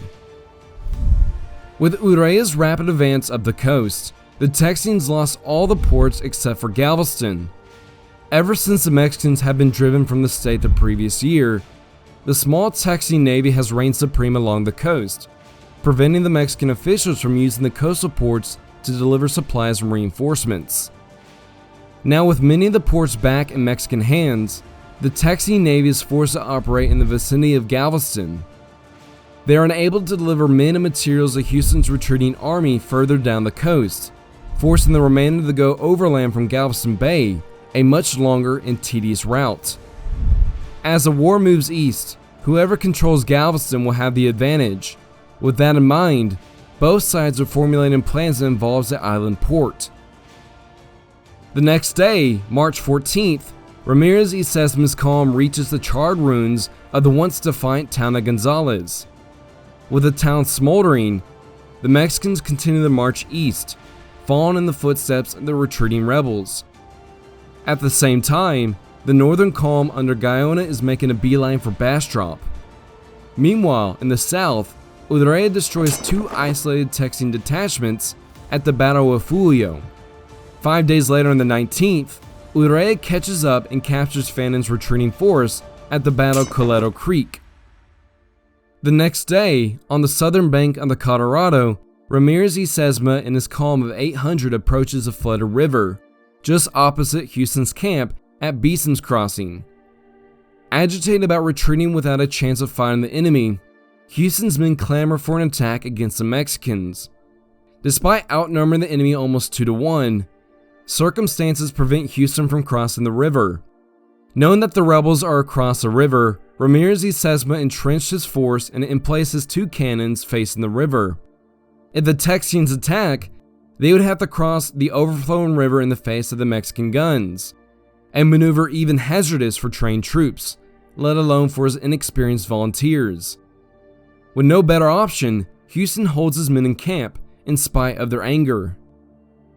On March 26, with events going against him, Houston receives the first reports of Fannon's defeat and capture.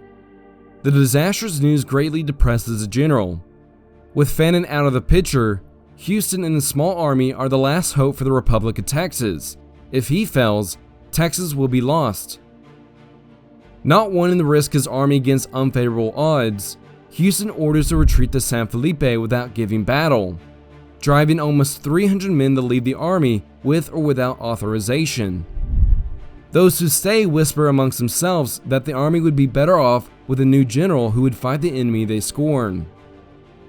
Though the anger is not unfounded, Houston's men do not know the strategic circumstances that surround his decision-making.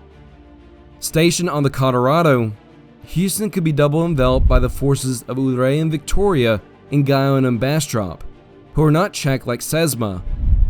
Even if he attacks Sesma, there is doubt that his men will come out victorious in the fight. Houston's only prudent course of action is retreat and hope he has a chance to strike a decisive blow against Santa Anna's forces. The same river that stopped Ramirez y Sesma from crossing has stopped both Guyana and Urrea from pressing on with their advance. The timely arrival of the spring rains in Texas have rendered Houston an unprecedented amount of time to move east, allowing the Texians to reach San Felipe unimpeded on March 28th. However, despite their apparent safety, Houston orders to retreat to Grosh's plantation the next day, abandoning San Felipe to the enemy. As the orders filter down the ranks, the general receives more protests from the men about leaving one of the most important Texian settlements to the Mexicans, even with two companies outright refusing to retreat any further. Rather than forcing the detractors to move, Houston wisely orders those companies to defend the river crossings. On the 29th, the Texian army, shrunk down to 500 men, marches north of Grosh's plantation. However, in the wake of their departure, flames rise up in the town. Nobody knows who exactly started the flames, but nevertheless, the town is burned to the ground. On March 31st, after 2 days of marching, the weary Texans reached the relative safety of Grosh's plantation. Despite having to camp out in the soggy bottomlands of the Brazos River, it would prove to be a safe haven for Houston's men to rest and recuperate. Houston will wisely use this time to train his men in the rudiments of linear warfare and gather more reinforcements, preparing his men for their destined showdown with the Mexicans.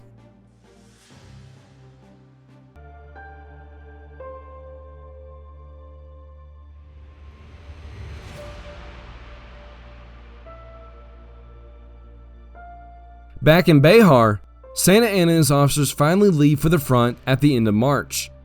4 days later, the president reaches the combined forces of Tolosa and Ramirez y Sesma, who are still encamped on the south side of the Colorado.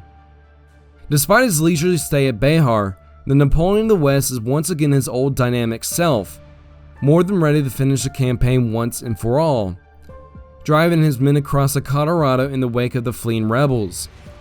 On April 7th, at the head of his men, Santa Anna arrives at the smoldering ruins of San Felipe, the once prosperous capital of Austin's colony. However, the general is unable to press any further as a company of Texians are preventing him from crossing the Brazos. The Mexicans try to force their way across but are stopped by the accurate fire of the Texian riflemen. During the engagement, the Mexicans capture a rebel who informs Santa Anna that Houston's force is encamped at Grosh's plantation, only 20 miles away. Not wanting to be delayed any further, Santa Anna leaves Sesma to deal with the Texians, and on April 12th leads Tolosa 12 miles south to Thompson's Ferry. Here they capture the ferry, enabling Santa Anna to get his men across the river, forcing the Texians to finally give up their stubborn defense and retreat north. Just as Santa Anna's army crosses the Brazos, coming events will entirely change his campaign. At Fort Bend, the general learns from the Anglo civilians that the Texian government is on the run. Ever since Houston abandoned San Felipe, the Texian government has fled Washington on the Brazos for safer ground east. President Burnett and his entourage has moved to Harrisburg and is planning to sail to Galveston Island to be protected by the Texian Navy. Instead of going after Houston's army, which has done nothing but flee from him, Santa Anna changes direction and marches toward the defenseless rebel government. If he can capture the Texian leadership here, he will finish off the rebellion once and for all. On April 14th, Santa Anna dispatches orders to all his scattered elements to rally at San Felipe. Instead of waiting for his army to reform, the general takes 700 soldiers and heads straight for Harrisburg through the rain and mud. After almost a full day of marching, the Mexican force reaches the temporary capital of Texas at midnight on April 15th. Once he arrives in the town, the general is informed by the locals that the Texian government has fled to New Washington mere hours before they arrived. Angry that he missed them again, Santa Anna sends Colonel Almonte and a detachment of cavalry to intercept the fleeing politicians. However, Colonel Almonte misses the group by mere yards as they flee in a boat towards Galveston. As they come upon the boat, the Mexican dragoons are about to fire on the rebel politicians, but are stopped by the chivalrous Colonel Almonte from shooting into the group, which contains women. On the 18th, Santa Anna burns Harrisburg to the ground and marches east to New Washington, only to discover the officials had escaped again. In his frustration, Santa Anna orders New Washington to be burned as well. Despite the rebel government having fled his men, Santa Anna is satisfied they have been pushed off the Texas mainland.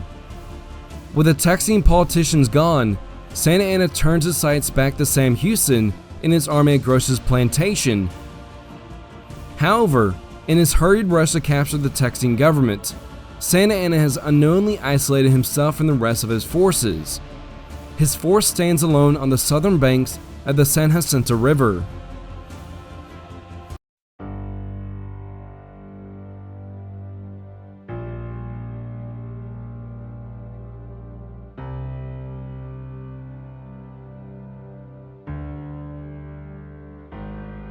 Meanwhile, at Gross's plantation, Houston readies his men to break camp after 2 weeks of continuous training. Thanks to the needed delay, the army has regained its strength, which boasts a sizable force of 950 men. Houston divides his army into 3 regiments of infantry, 1 regiment of cavalry, and a battalion of artillery. The artillery consists of 2 iron cannons donated by the generous people of Cincinnati, Ohio. Being the only artillery in the entire army, the men fondly call them the Twin Sisters. Despite the progress made at Gross's plantation in rebuilding the army, President Burnett is dissatisfied with his commander-in-chief for their lack of action against the enemy. To rouse Houston into action, Burnett sends Secretary of War Thomas Jefferson Rusk to deliver a personal letter scathing his inaction. "Sir, the enemy are laughing you to scorn. You must fight them. You must retreat no further. The salvation of the country depends on your doing so." After reviewing the strategic situation, Secretary Rusk sides with the general. Luckily for Houston, he receives word that Santa Anna, in command of only 750 men, is marching to Harrisburg to capture the fleeing government. Looking at his maps, the general realizes he can intercept Santa Anna at Lynch's Ferry, on the banks of the San Jacinto River. This is the exact moment he has been waiting for ever since he retreated from Gonzales. He finally has a chance to take on Santa Anna in a battle that favors his men, and if possible, capture the President of Mexico. On April 12th, Houston breaks camp and moves his army east towards Harrisburg. After a few days on the road, the Texian army reaches a major crossroads on April 16th. As they near the crossroads, many of the men ponder where they are heading, whether it's north towards Nacogdoches in safety, or south towards Harrisburg and the looming Mexican army. Before Houston can issue orders, the volunteers take over and lead the army along the road south to Harrisburg. Once the men and the rest of the column realize where they're heading, they begin to cheer, and the band strikes a tune. With their turn south, the Texians are heading straight towards the battle they have been longing for. After another 2 days of marching, the Texian army reaches the charred ruins of Harrisburg on April 18th. Knowing that Santa Anna will not remain isolated for long, Houston needs to strike the Mexican force as soon as possible.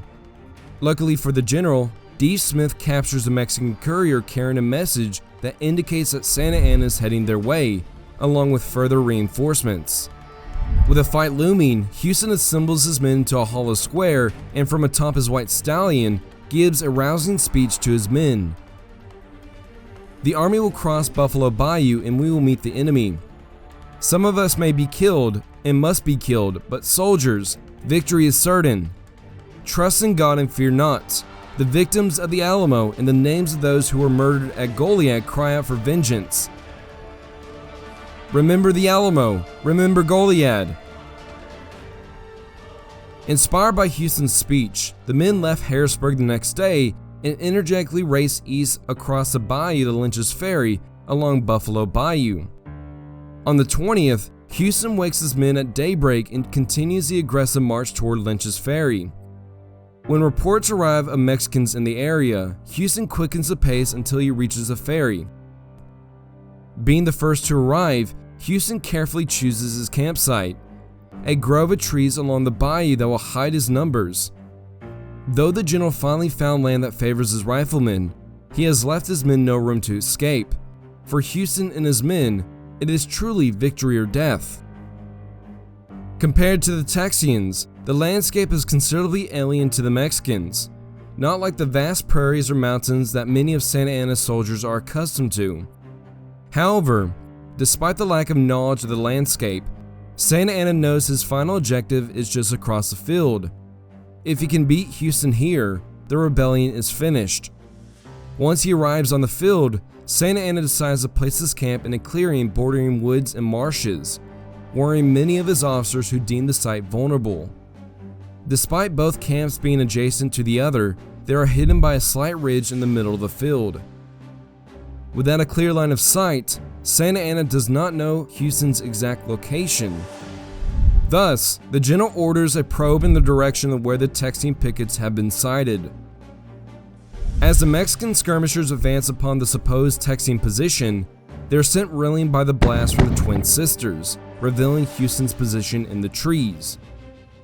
The man commanding these guns is Lieutenant Colonel James C. Neal, the man who has been in almost every major fight since Gonzales.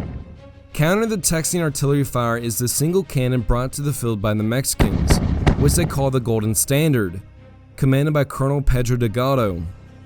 During the exchange of fire, both sides draw blood. Ultimately, the Golden Standard is outgunned and forced to withdraw out of range of the twins. Encouraged by the flight of the Mexicans, the Texan infantry goads their commander into attacking. Houston, on the other hand, does not want to reveal his entire force to the enemy and refuses to order the attack. However, the general compromises and allows Colonel Sherman to take the cavalry on a reconnaissance. Yet, just as Sherman comes within view of the Mexicans, he orders a full-on charge against their dragoons. The two sides clash in a heated melee with rifles, swords, and lances.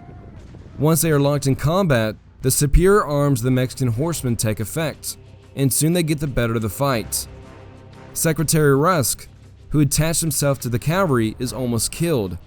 Luckily, Maribel Lamar, a private in the cavalry, sees what is happening and charges into the fight at the last second to save the secretary. As the cavalry melee ensues, the Texan infantry helplessly watches from the protection of the trees. Sherman, seeing the trouble, calls for infantry support. Houston, on the other hand, once again refuses. Some of the men, however, are done with Houston's timidity and order their companies forward to support their comrades. Witnessing this insubordination, Houston angrily orders the men back to the trees, but they refuse. Once the Mexican dragoons see the infantry advance, they break off the fight and gallop back to their lines. But before either side could return, a boy named Walter Lane is almost captured by riding into the midst of the Mexican dragoons.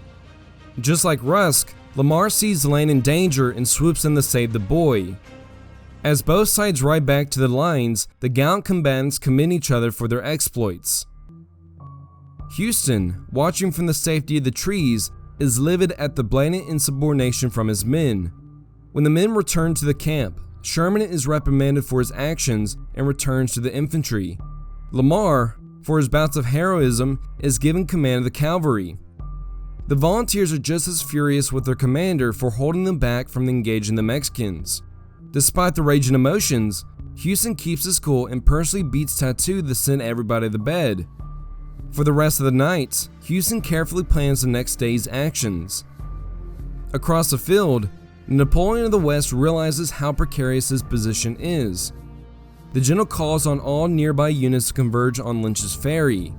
If Houston attacks before reinforcements arrive, his small force might be overwhelmed.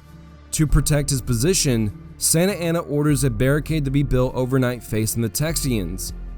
Those forced to stay awake anxiously anticipate a night attack, but to their relief, no attack is forthcoming.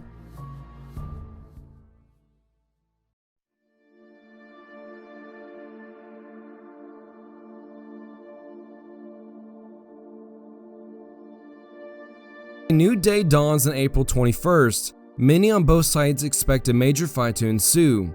In the Texan camp, the restless Texans wake up early only to find their commander still asleep. As morning wears on, many start to get agitated by the lack of urgency displayed by their commander. To make matters worse, reports come back about Cos arriving on the field to reinforce Santa Anna with an extra 500 men, raising his strength to 1,250 men. Now that they have lost a numerical advantage, many Texans are on the verge of mutiny if their commander dallies any longer. Across the field, the Mexican camp is suspiciously quiet. Expecting an attack all night, Santa Anna kept his men up building fortifications, and by now they are dead tired. If the Texans did not attack last night before Cos arrived, there is no way Houston will attack now that Cos is present. With that in mind, Santa Anna allows his men to rest. Yet, unlike their general, Castrillon and his fellow officers are not as confident that the Texans will remain passive.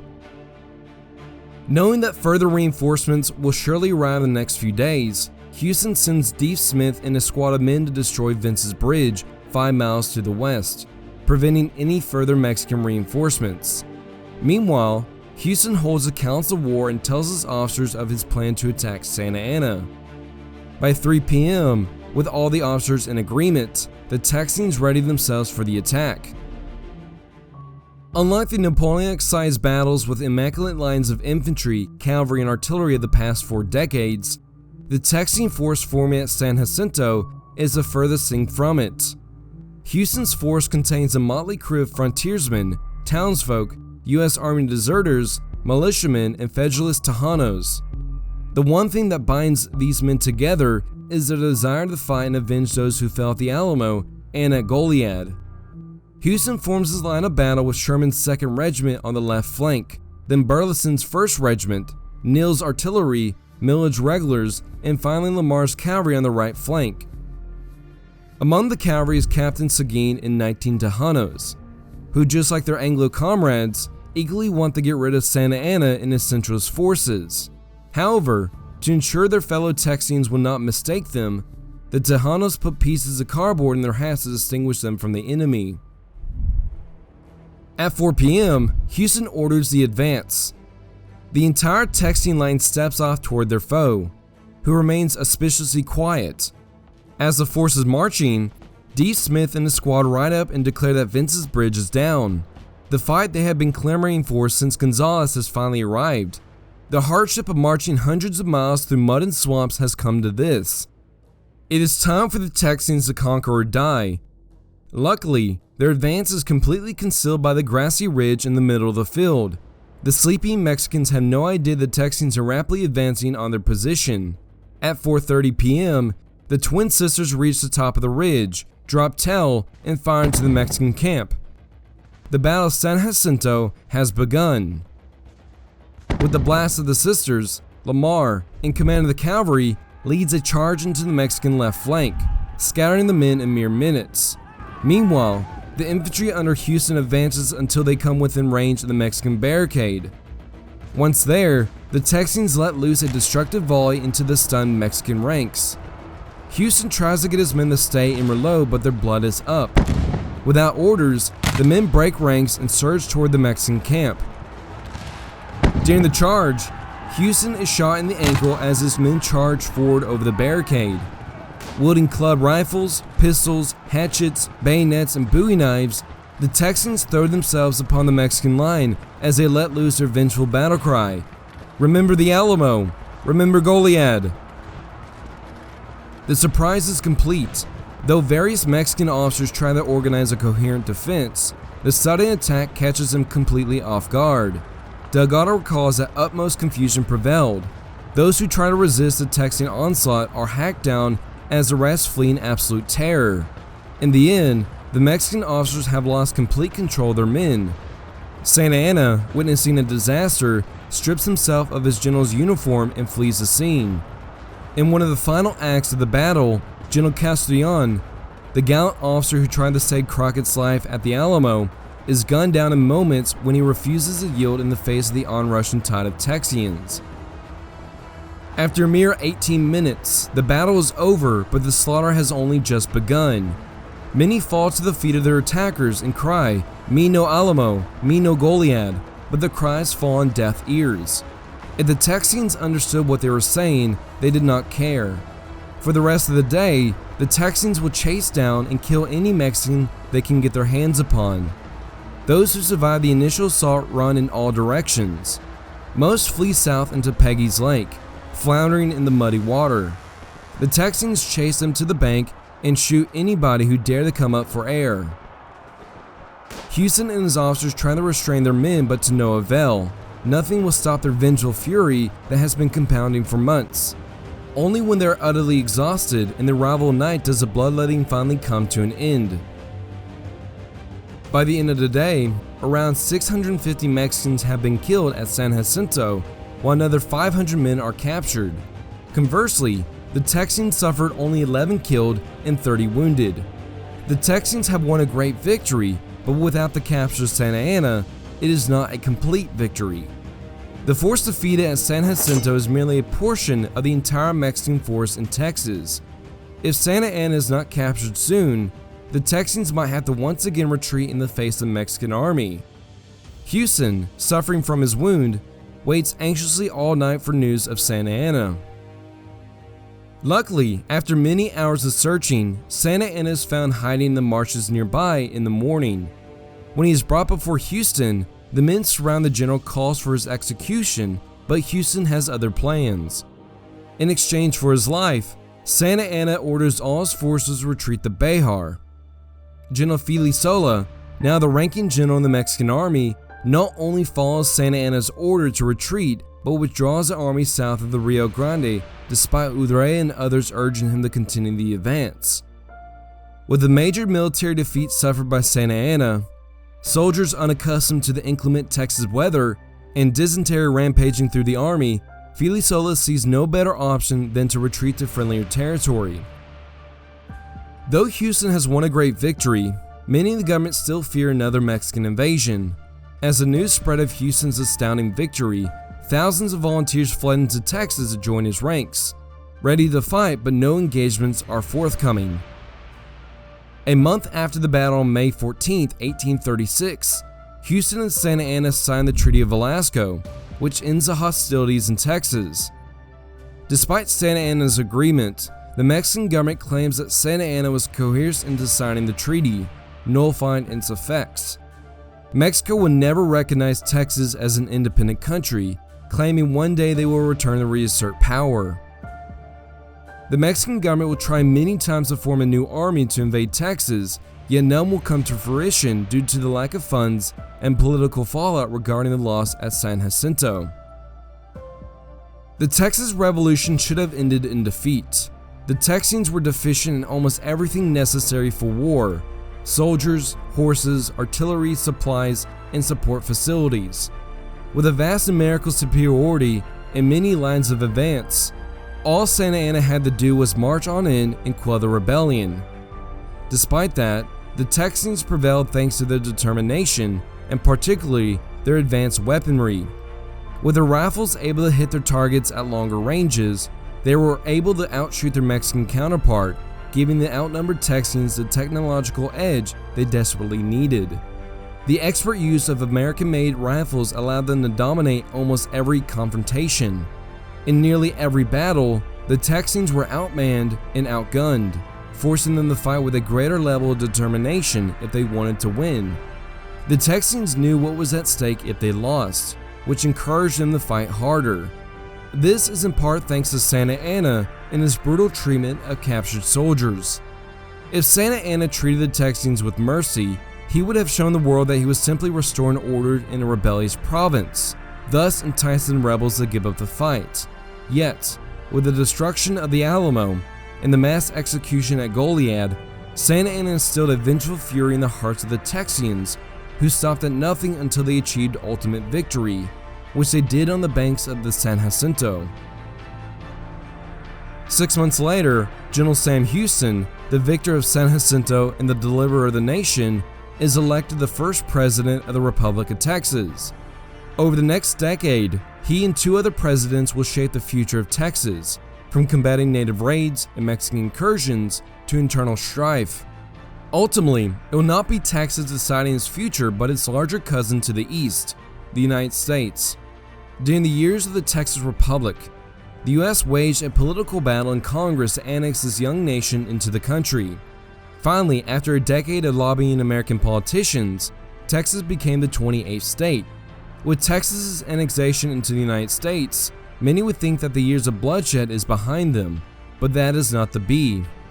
As news of the annexation reaches its southern neighbor, Mexican troops cross into the disputed territory and attack American troops under Zachary Taylor, who just arrived to defend the new southern border, kicking off a 2-year-long continent-wide war, the Mexican-American War.